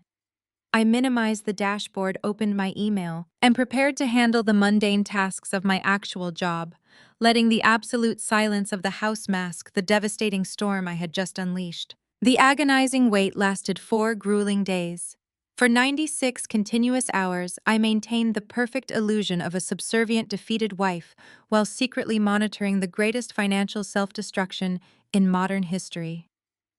I watched the federal dashboard log every single extravagant purchase, every overpriced cocktail, and every ridiculous luxury excursion. By the time Melanie and Jamal boarded their return flight to Chicago, the total amount stolen from the United States Treasury had ballooned to an astronomical $72,000. I initially planned to have the Chicago field office intercept them at O'Hare International Airport. But as I watched their flight path cross into Illinois airspace, a much more satisfying strategy materialized. Arresting them at the airport prevented Derek from directly interacting with the stolen merchandise. If I let them bring the federal evidence directly into my home, Derek would undoubtedly implicate himself further by celebrating the stolen spoils. I sent an encrypted message to the tactical team ordering them to establish a covert perimeter around my suburban property. I wanted the net to drop on the entire family at once. 2 hours later, a massive black luxury SUV pulled into my driveway. The heavy front door swung open, and the prodigal criminals made their triumphant return. Melanie and Jamal marched into my foyer like conquering royalty. They were practically buried under a mountain of glossy designer shopping bags, their arms laden with the direct fruits of their federal wire fraud. Richard and Patricia had spent the afternoon frantically preparing a lavish welcome home dinner in my kitchen, aggressively commandeering my appliances to celebrate their golden children. Patricia squealed with delight when Melanie dropped 4 bags from a high-end Italian fashion house onto my pristine hardwood floor. "Oh my goodness, look at all of these beautiful things!" Patricia cried out, clapping her hands together. "You two must have had the most incredible time. You look absolutely glowing, Melanie. The Florida sun clearly agrees with you." It was the exclusive VIP treatment, Mom Melanie bragged, dropping her heavy stolen luggage in the hallway. We experienced absolute luxury. We had a dedicated personal butler at the penthouse, a private cabana by the pool, and I spent an entire day getting platinum spa treatments. It is exactly the kind of superior lifestyle Jamal and I are building for ourselves. Jamal swaggered into the living room, aggressively shaking hands with Richard before pulling Derek into a tight hug. The $20,000 stolen diamond watch sparkled violently on his wrist. "Welcome back to the daily grind, little brother," Jamal announced, oblivious to the unmarked federal surveillance vans currently idling at both ends of our quiet street. I closed some massive corporate portfolio deals while we were lounging by the ocean. We brought back a little taste of success for everyone to enjoy. I stood near the kitchen island, wearing my most convincing expression of quiet submission. The dinner party officially commenced, and I was instantly relegated to the role of the unpaid servant. Patricia directed me to start pouring the expensive red wine she had found in my private cellar, loudly demanding that I keep everyone's glasses entirely full while they unpacked their stolen treasures. I moved methodically around the dining room table, pouring the dark liquid into the crystal glasses. I listened to them proudly narrate every single felony committed over the past 4 days. They eagerly described the expensive Michelin-starred steakhouse, laughing hysterically about how they tipped the waiter $1,000. Every boastful story they told, every luxury item they proudly displayed on my dining room table, perfectly corroborated the timestamps currently sitting in the federal arrest warrants. "You really should have seen the incredible penthouse suite," Lauren Melanie said, taking a long sip of the wine I had just poured for her. Her tone was dripping with venomous condescension. "It was larger than this entire house. Maybe if you worked a little harder and complained a little less, you could afford to stay somewhere like that for a single night." I forced a tight, polite smile and nodded, pouring a generous measure of wine into Jamal's glass. I did not need to defend my house. The house belonged to a protected blind trust, and Melanie was currently drinking wine that was technically federal evidence. Derek was sitting at the head of the table carving the roasted lamb with a smug, self-satisfied grin plastered across his face. He watched me serve his family, clearly intoxicated by the absolute control he believed he possessed over my life. As I reached across the wide table to collect his empty salad plate, Derek leaned back in his heavy oak chair and casually grabbed my wrist. His grip was extremely tight, a silent reminder of his physical dominance. He pulled me slightly closer, ensuring his parents and his sister were too distracted to hear his cruel words. "I am glad you finally learned your place in the family hierarchy," Lauren Derek whispered, his breath hot against my ear. His voice was filled with absolute triumphant malice. "Look at them. This is what real success looks like. You finally stopped fighting us and did exactly what you were told. You kept your mouth shut, you let the police issue drop, and now everyone gets to enjoy a peaceful dinner. I told you I would handle everything." I looked down into Derek's eyes. He had successfully bullied his wife, protected his thieving sister, and secured his position as the supreme patriarch. He had absolutely no idea that his entire existence was currently balanced on the edge of a massive federal precipice. "You were right, Derek," I whispered back, my voice perfectly soft. "I am exactly where I need to be tonight." Derek released my wrist, his smug smile widening. I took the dirty plates back into the kitchen. I glanced at the digital clock. I pulled my cell phone from my pocket and sent a single text message to Agent Thomas Reed, "Execute." I slid the cell phone back into the pocket of my slacks, the cold metal casing pressing reassuringly against my hip. The encrypted message was sent. The tactical countdown had officially begun. In exactly 5 minutes, heavily armed federal agents were going to swarm this property, breach every single entry point, and drag this entire parasitic family out onto the pristine suburban lawn in heavy iron chains. I took a deep, steadying breath, letting the sweet anticipation wash over me. I picked up the stack of dirty porcelain plates and carried them to the kitchen sink, turning on the water to mask any external sounds of the tactical perimeter tightening around the house. When I returned to the dining room, the atmosphere had shifted from a gluttonous feast to a chaotic frenzy of unearned materialism. Jamal was standing at the head of the long oak table, aggressively commanding the attention of the room. He had dragged the mountain of glossy designer shopping bags from the hallway and piled them onto the expensive Persian rug. He was acting like a benevolent king preparing to distribute the spoils of a triumphant war. Richard and Patricia were practically vibrating with greed, their eyes locked onto the expensive logos printed on the thick cardboard bags. Derek sat back in his chair, swirling his stolen red wine, wearing an expression of supreme arrogance. "All right, everyone, listen up!" Jamal announced loudly, clapping his hands together to silence the room. A major corporate player like myself does not just go on a luxury vacation and forget the people who support the vision.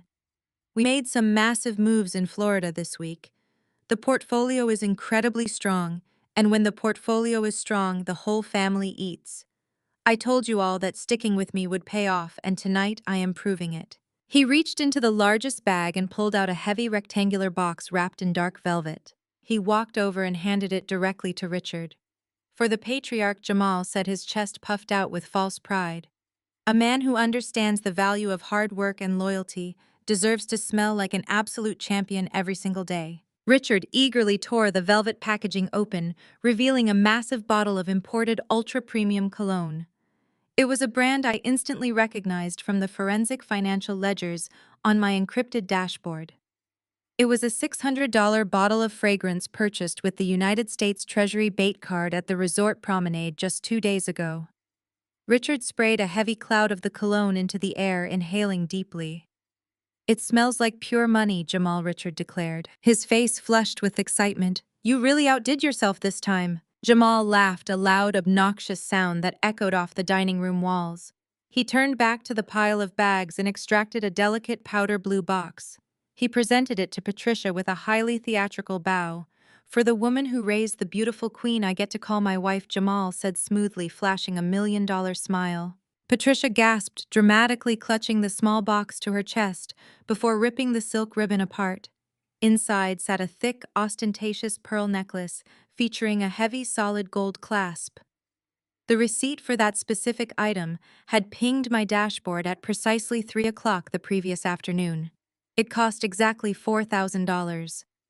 Patricia immediately fastened the stolen pearls around her neck, tears of absolute joy pooling in her eyes. "Oh, Jamal, it is completely stunning," she cried out, running her manicured fingers over the smooth surface of the stolen jewelry. "You are far too generous to us. You truly are the best son-in-law a mother could ever ask for." The sickening display of mutual admiration continued. Jamal handed Derek a set of solid platinum cufflinks, a $2,000 purchase meant to solidify their fraudulent brotherhood. Derek accepted the small box with a firm nod of respect, entirely oblivious to the fact that his secret embezzlement accounts had already been legally seized by my ruthless divorce attorney. They were all celebrating a fabricated reality, aggressively complimenting each other while standing on a financial trapdoor that was currently rigged with highly volatile federal explosives. I stood silently near the doorway, my hands folded neatly in front of me, watching the grotesque spectacle unfold. I was mentally counting down the seconds. The tactical units were undoubtedly moving rapidly across the lawn right now, weapons drawn, stacking up outside the heavy oak front door in total silence. Jamal turned back to the pile of bags, his eyes scanning the empty floor. He suddenly paused, acting as if he had just remembered a trivial, incredibly annoying detail. He patted the pockets of his custom linen suit, another stolen asset, and pulled out a small, brightly colored object. He looked directly at me, a malicious, mocking grin spreading across his face. "Of course, we could not forget about our favorite government employee," Jamal said, his voice dripping with heavy, cruel sarcasm. The entire room fell silent. Patricia smirked, adjusting her stolen pearls. Derek leaned forward, eager to watch my final humiliation. Jamal cocked his arm back and casually tossed the object across the dining room table. It sailed through the air and landed roughly on the floor near my feet, bouncing twice against the hardwood. I looked down. It was a cheap neon green plastic keychain shaped like a palm tree. It was the exact kind of mass-produced garbage sold in the impulse bins next to the airport cash registers for exactly $3. "Go ahead and pick it up," Lauren Jamal commanded, crossing his arms over his chest to assert his dominance. "I know you were practically begging to come with us to Florida, but somebody had to stay home and pay the utility bills. I saw that little trinket in the gift shop and instantly thought of you. It is a souvenir from a lifestyle you will never be able to afford on your tiny, pathetic state salary." Maybe you can hook it onto your sensible work bag and pretend you actually know what real success looks like. Laughter erupted around the table. Melanie giggled behind her hand, sipping her wine. Richard chuckled deeply, shaking his head. Derek did not laugh, but his cruel, satisfied smile spoke volumes. He was thoroughly enjoying the psychological abuse his family was inflicting upon me. I did not react to the laughter. I did not flinch. I slowly bent down and picked up the cheap plastic keychain. The neon green plastic felt rough and hollow in my palm. I ran my thumb over the jagged edges of the poorly molded palm tree. It was a piece of absolute trash, a perfect physical representation of Jamal and his completely fabricated empire. I gripped the keychain tightly in my right hand and slowly raised my head. I looked past the expensive red wine. I looked past the stolen pearl necklace and the solid platinum cufflinks. I locked my eyes directly onto Jamal. The amusement instantly drained from his face when he saw my expression. I was no longer playing the role of the defeated, submissive wife. The mask was completely gone, replaced by the cold, calculating stare of a federal investigator who had just flawlessly executed a massive, inescapable entrapment operation. I took one deliberate step toward the dining room table, holding the cheap plastic keychain up to the light so everyone could see it. The room suddenly felt incredibly tense, the mocking laughter dying instantly in their throats. They could sense the massive shift in the atmosphere. I appreciate the souvenir, Jamal, I stated, my voice completely devoid of emotion. It was calm, measured, and entirely lethal. But you really should have invested your time a little more wisely while you were lounging in that beautiful penthouse suite. You see, this cheap little piece of plastic is the only item in this entire room that actually belongs to you. Jamal frowned, his thick eyebrows pulling together in genuine panicked confusion. What the hell are you talking about, Lauren? He demanded, taking a defensive step back from the table. I smiled, a chilling expression that made Derek visibly stiffen in his heavy oak chair. I stared directly into Jamal's eyes, watching the first tiny flicker of absolute terror ignite behind his pupils. I am talking about the basic principles of high-level finance, Jamal, I replied, my voice echoing clearly in the sudden, suffocating silence of the dining room. You claim to be an expert, but you clearly forgot the most important rule of the game. Stolen wealth always collects the highest interest, and your massive federal debt is finally due. The absolute silence stretched for another agonizing second. Jamal blinked repeatedly, his arrogant facade fracturing as his brain desperately tried to process the heavy, terrifying implications of my words. He opened his mouth to speak, but no sound came out. The complete absence of his usual boisterous confidence was deafening.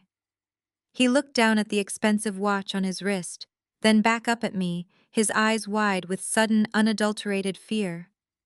Before he could formulate a coherent response, Patricia shattered the fragile quiet of the dining room. She slammed her wine glass down onto the heavy oak table with such extreme force that the fragile crystal stems snapped instantly. Dark red liquid violently splashed across the pristine white linen tablecloth, pooling dangerously close to her new pearl necklace. She did not even notice the spill. Her face was contorted into a mask of pure, unhinged fury. The sheer audacity of my statement had completely bypassed her logical reasoning and struck directly at her fragile ego. "How dare you!" Patricia screeched, her voice shrill and echoing painfully off the high ceilings. "How absolutely dare you stand in this house and speak to my son-in-law like that? He just brought you a gift out of the pure kindness of his heart, and you throw it back in his face with these insane, jealous accusations. You are completely delusional, Lauren. You have always been jealous of Melanie and Jamal. You have always hated seeing them succeed while you waste your life working some pathetic, low-level government job." I did not break eye contact with Jamal, who was currently sweating profusely, despite the cool air conditioning of the dining room. Derek finally snapped out of his shocked stupor and stood up, his heavy chair scraping loudly against the hardwood floor. "That is enough, Lauren," Derek growled, stepping around the table to stand beside his mother. "I told you to keep your mouth shut and serve the dinner. Apologize to Jamal right now, or I swear to God I will make you deeply regret it. You are humiliating yourself in front of my entire family." "I am not apologizing to a federal criminal," I stated, my voice remaining completely calm and detached.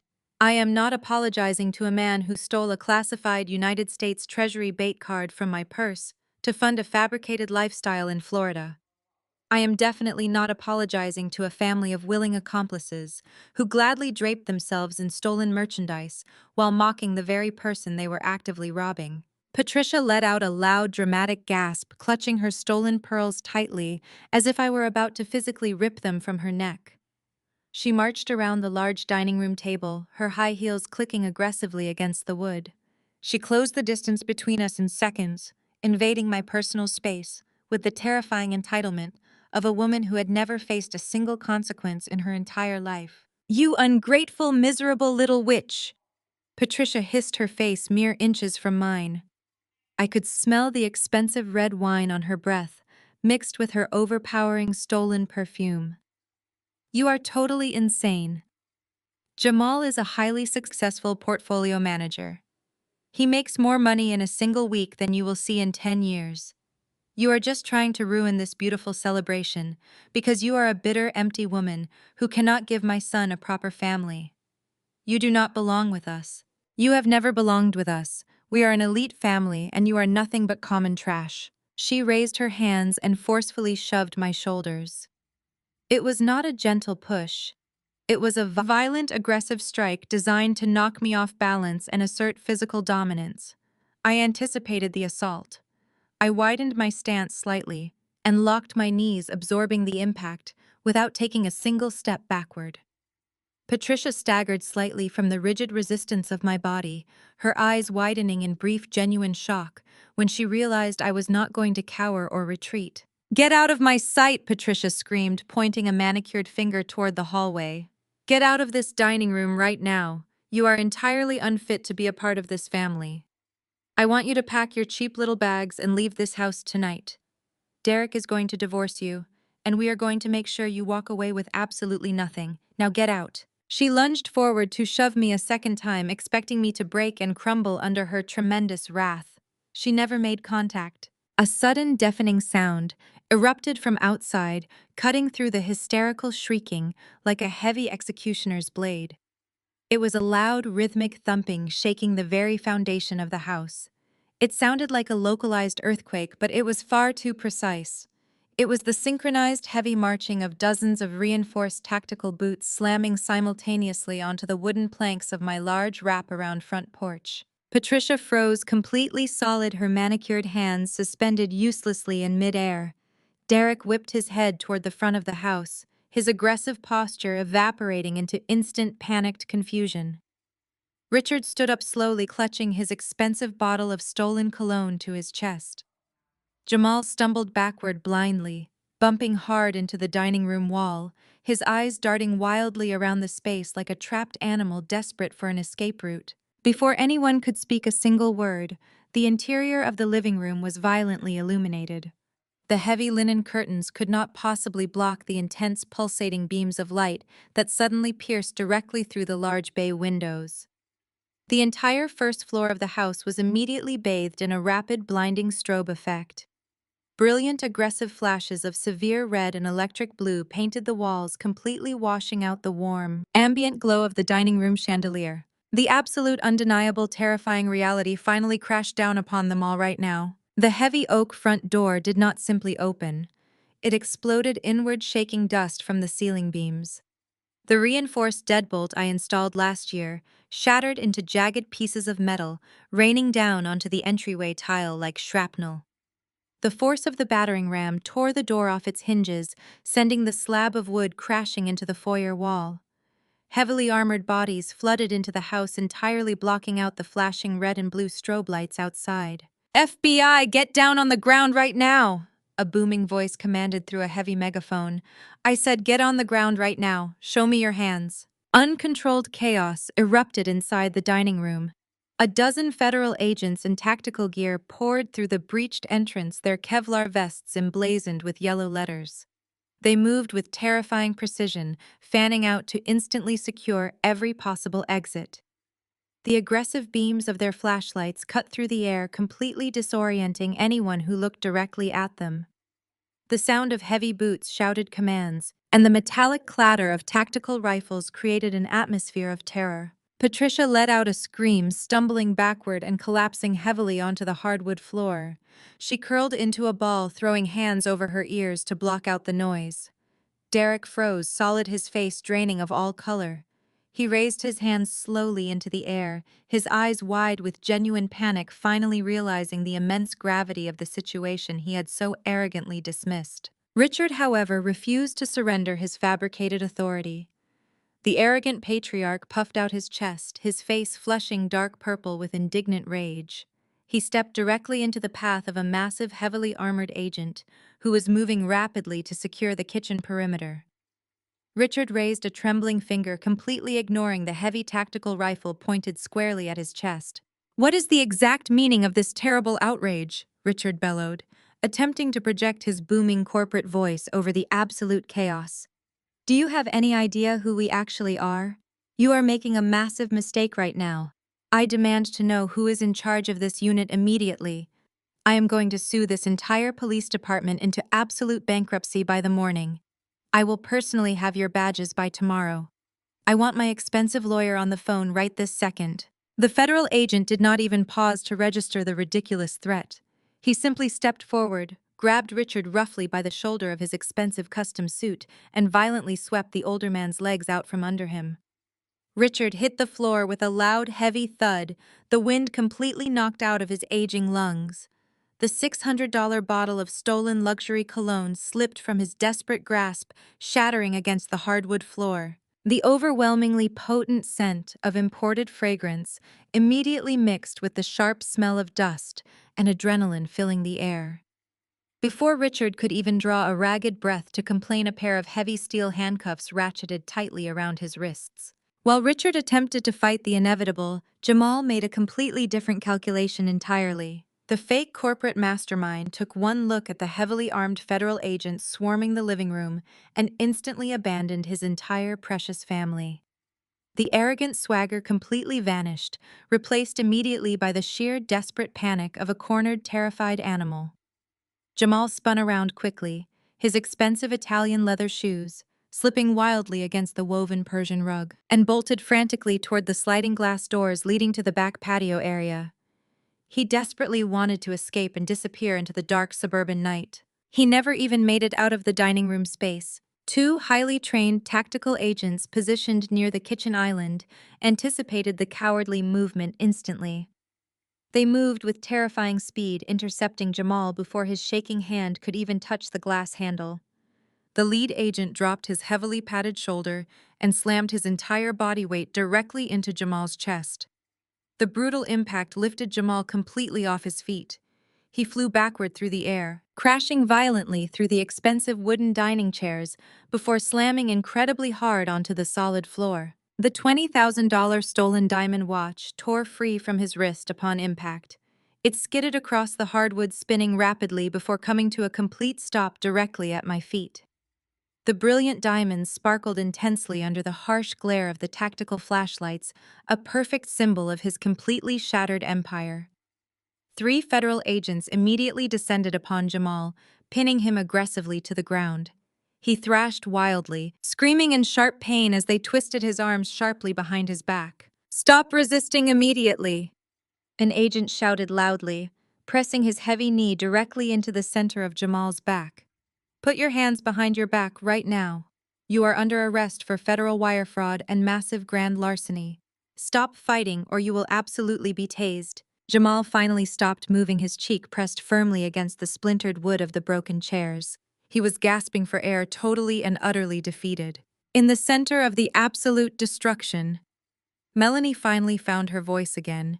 She had been standing entirely frozen near the massive pile of glossy designer shopping bags, her eyes darting frantically around the room as her arrogant family was violently dismantled. As an agent stepped forward and aggressively grabbed her wrist to apply the heavy steel cuffs, she absolutely snapped. "Get your hands off of me!" Melanie shrieked, thrashing her arms wildly in a desperate attempt to break free. She kicked her expensive designer heels at the agent's heavy tactical boots. "This is a massive, terrible mistake. We did not do anything wrong. You have the entirely wrong people. We are incredibly wealthy corporate investors. We just came back from a beautiful luxury vacation. We absolutely do not commit crimes. We have more money than you could ever possibly imagine. Tell them, Jamal. Tell them who we really are. Jamal did not tell them who they really were. Jamal was completely preoccupied with the heavy knee of a tactical agent, pressing his face firmly into the splintered wood of the dining room floor.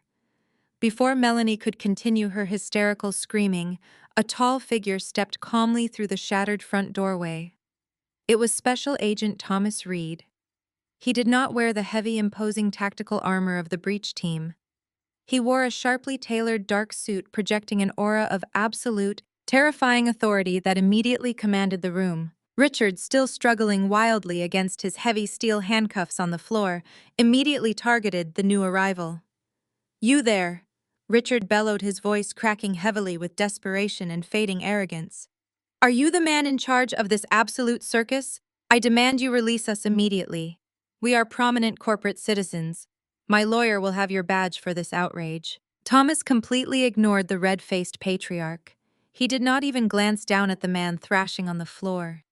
He stepped carefully over the jagged pieces of broken glass in the foyer, walked straight past the massive pile of stolen designer shopping bags, and stopped directly in front of me. The entire room seemed to hold its collective breath, the only sounds being the heavy breathing of the tactical agents and the static buzzing of their radios. Supervisory Special Agent Lauren Thomas said, his deep voice carrying easily over the subdued chaos of the secured room. "The premises are fully secured. All hostile targets are successfully contained.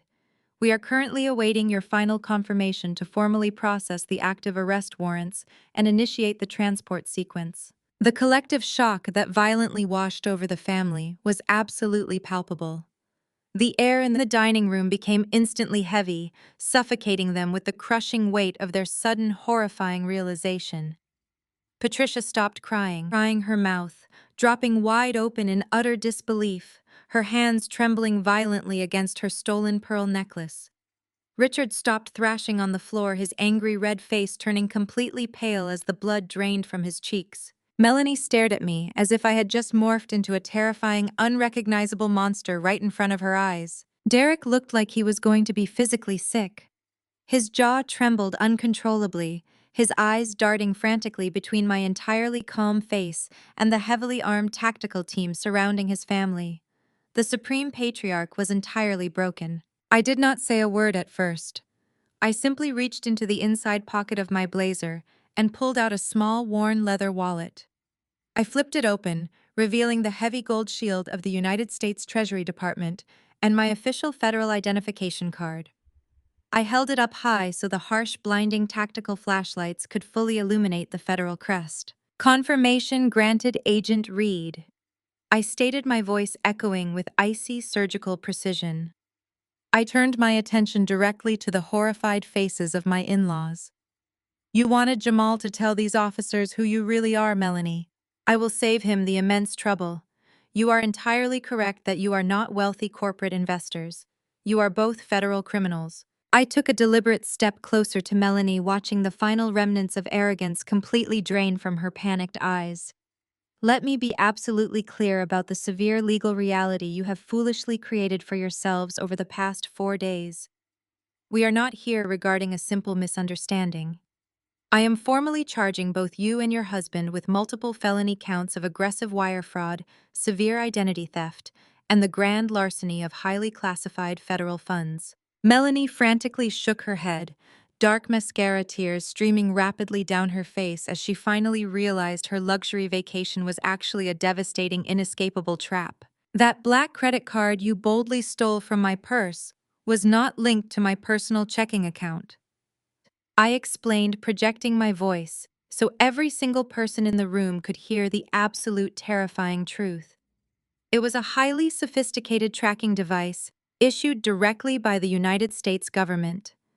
It was specifically designed to build airtight criminal cases against financial predators. Every single flight you booked, every luxury spa treatment you enjoyed, every expensive steak you ate, and every piece of jewelry you purchased transmitted a real-time geographical ping directly to my encrypted workstation. I looked down at Jamal, who was still pinned firmly against the broken dining chairs, his face pale and slick with sweat. Your brilliant husband was kind enough to record a high-definition video confession of his jewelry purchase and transmit it across state lines. He essentially did my entire job for me.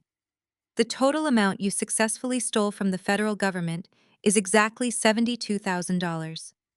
By crossing the $50,000 threshold, you triggered mandatory minimum sentencing guidelines. You are not going to a local county jail tonight. You are going to a maximum security federal holding facility. Derek could not take it anymore.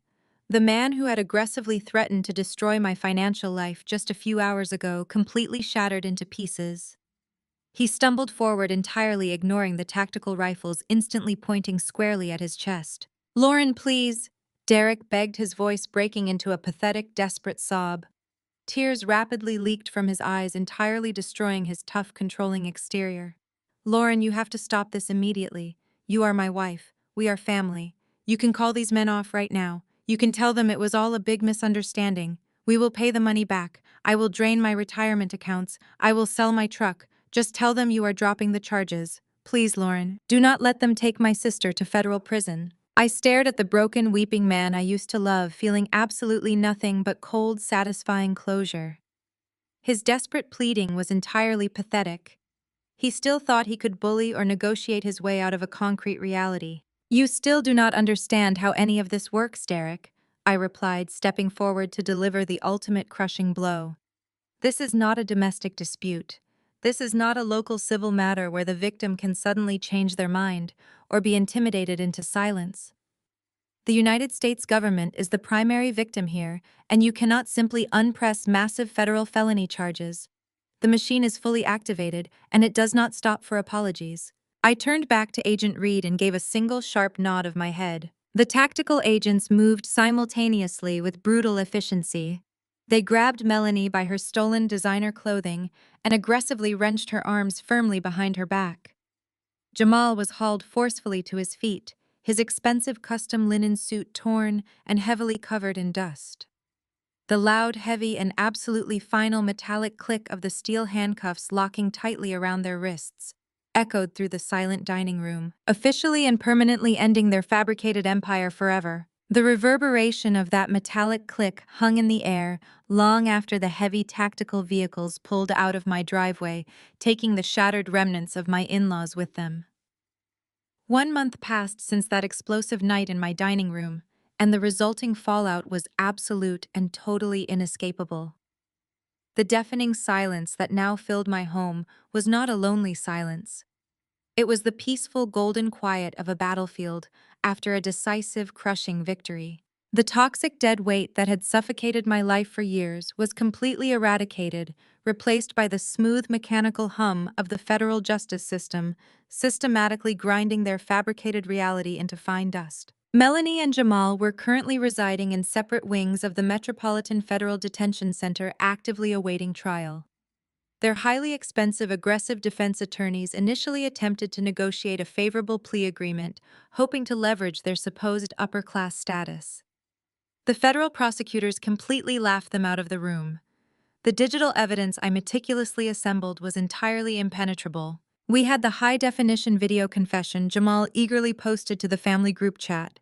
We had the exact forensic metadata directly linking every single stolen luxury item to the precise coordinates of the federal bait card. We had the clear, undeniable chain of custody proving they willingly transported stolen government property across state lines. The felony counts multiplied exponentially with every single transaction they made during their lavish Florida vacation. They were no longer arrogant corporate investors. They were federal inmates facing a mandatory minimum sentence of 25 years in a maximum security penitentiary without any possible chance of early parole. The heavy iron bars they so gleefully photographed themselves behind had become their permanent, undeniable reality. The devastating ripple effect of their arrests immediately shattered the fragile facade of Richard and Patricia.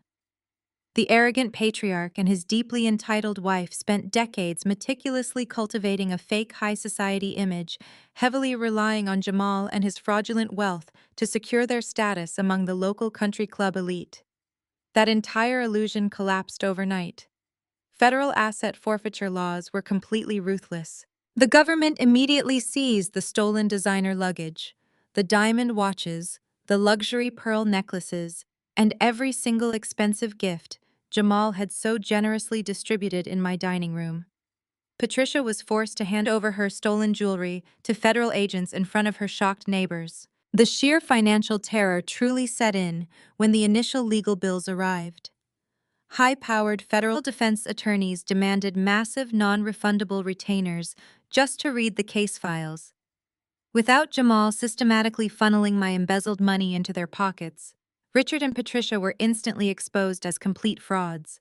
They had absolutely no liquid capital to fund a multi-year federal defense strategy. Desperation quickly replaced their trademark arrogance. Within 3 weeks of the arrest, the prominent for sale sign was aggressively hammered into the perfectly manicured front lawn of their massive suburban estate. They were forced to rapidly liquidate their primary residence, selling their precious dream home at a massive loss, just to keep their daughter and son-in-law from relying on overworked public defenders. They moved into a tiny, cramped apartment complex on the opposite side of the city, utterly humiliated and completely shunned by the wealthy social circle they had desperately tried to impress. Their country club memberships were revoked. Their calls went completely unanswered. The elite family they always claimed to be was permanently reduced to a pathetic, destitute punchline.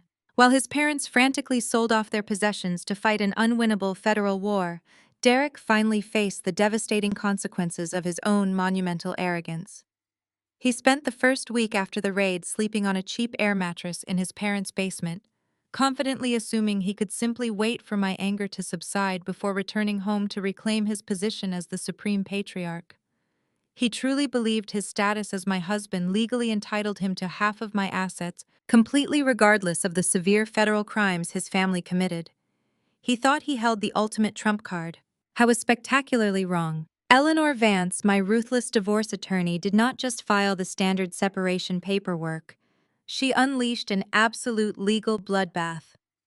Derek walked into her high-rise downtown office expecting a standard negotiation. He walked out completely destroyed. Eleanor calmly presented him with the heavily encrypted financial ledgers I extracted from his hidden banking portals. She showed him the exact wire transfers proving he systematically embezzled our joint marital funds to secretly finance Jamal and his fake investment portfolio. She legally categorized his actions as a severe breach of fiduciary duty and massive marital fraud. Derek aggressively demanded his half of the house equity. Eleanor coldly informed him that the physical property, along with my government pension, and every single legitimately earned asset, had already been legally transferred into an impenetrable offshore blind trust weeks before the federal raid even occurred. The marital estate he planned to gut was entirely empty. There was absolutely nothing left for him to steal. The final crushing realization hit Derek when he desperately attempted to access his secret shadow accounts to hire his own legal counsel. The banking portals were completely locked. The federal government, heavily armed with the forensic ledgers I willingly provided, placed an immediate permanent freeze on every single account associated with his Social Security number. They seized the remaining embezzled funds to partially restitute the money his sister stole from the United States Treasury. Derek was left with absolutely nothing. He had no house, no savings, and no wealthy family to bail him out. He was completely broke, utterly alone, and drowning under the crushing weight of the hidden debts he accrued, trying to maintain a fake lifestyle. He arrogantly told me to learn my place in the family hierarchy, entirely unaware that I was the one actively designing the very floor that just collapsed beneath his feet. The dust of that monumental collapse finally settled exactly 6 months later, leaving me standing firmly in the absolute center of my brand new reality.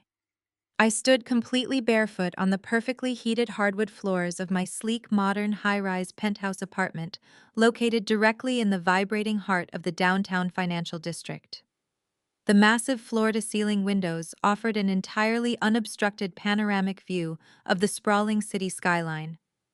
The chaotic, suffocating energy of that large suburban house filled with stolen goods and toxic manipulation felt like a distant, fading nightmare. I was completely and permanently removed from their destroyed world. Resting gracefully on the smooth surface of my black marble kitchen island was a thick stack of crisp white legal documents. A heavy gold-plated fountain pen sat right beside them, waiting patiently for my final authorization. Eleanor Vance, my incredibly ruthless and highly effective attorney, had sent the paperwork via secure private courier just an hour ago. I walked over and picked up the heavy pen, feeling the cold, solid metal against my skin. There was absolutely no hesitation in my movements. There was no lingering sadness or misplaced regret. I leaned over the cool marble counter and firmly signed my full legal name on the bottom line of the final divorce decree. With that single decisive stroke of black ink, my marriage to Derek was officially and permanently terminated. The legal binding was completely severed. The airtight provisions we meticulously structured held up perfectly in family court. Derek fought desperately, attempting to claw back any small fraction of the life he ruined, but he had absolutely no leverage, zero capital, and no legal standing. He walked away from our marriage with exactly what he contributed to it, which was absolutely nothing but deceit. The offshore blind trust I established remained completely impenetrable, successfully protecting my federal pension, my legitimate investments, and the substantial equity I secured before the federal storm hit. I was entirely financially independent and legally unburdened. I set the pen down quietly, the soft click echoing gently through the massive empty space of my luxurious kitchen. I picked up my mug of hot black coffee and walked slowly toward the towering glass windows. The afternoon sun was beginning to set, casting a brilliant, fiery orange glow across the towering glass and steel skyscrapers surrounding my building. The city looked incredibly vibrant, pulsing with endless possibilities and clean energy. I took a deep, calming breath, allowing the total, absolute silence of my sanctuary to wash completely over me. People often assume that the greatest victory in a situation like this is the revenge itself. They assume the ultimate satisfaction comes directly from watching your arrogant enemies get hauled away in heavy steel handcuffs, or watching their fake hollow empires crumble into pathetic dust before their very eyes. While the federal raid was undeniably necessary, and watching the justice system systematically dismantle their fraudulent lives provided a distinct level of cold, clinical satisfaction, I realized something far more profound as I looked out over the city. The revenge was merely the mechanical instrument of my escape. It was the heavy artillery required to blast through the thick concrete walls of their psychological prison. The actual true victory was simply walking away and reclaiming my peace. For years, I allowed myself to be subtly diminished by a family that viewed basic kindness as a severe weakness and financial abuse as a twisted birthright. I absorbed their relentless condescension, their blatant disrespect, and their arrogant entitlement, because society conditions us to fiercely protect the concept of family at all costs. I foolishly believed that keeping the peace was somehow more important than protecting my own peace. But standing here, completely secure in my massive financial power and my absolute personal freedom, the ultimate truth was painfully clear. Walking away from a deeply toxic environment is the single most powerful action a human being can take. Refusing to actively participate in your own emotional and financial destruction is the ultimate rebellion.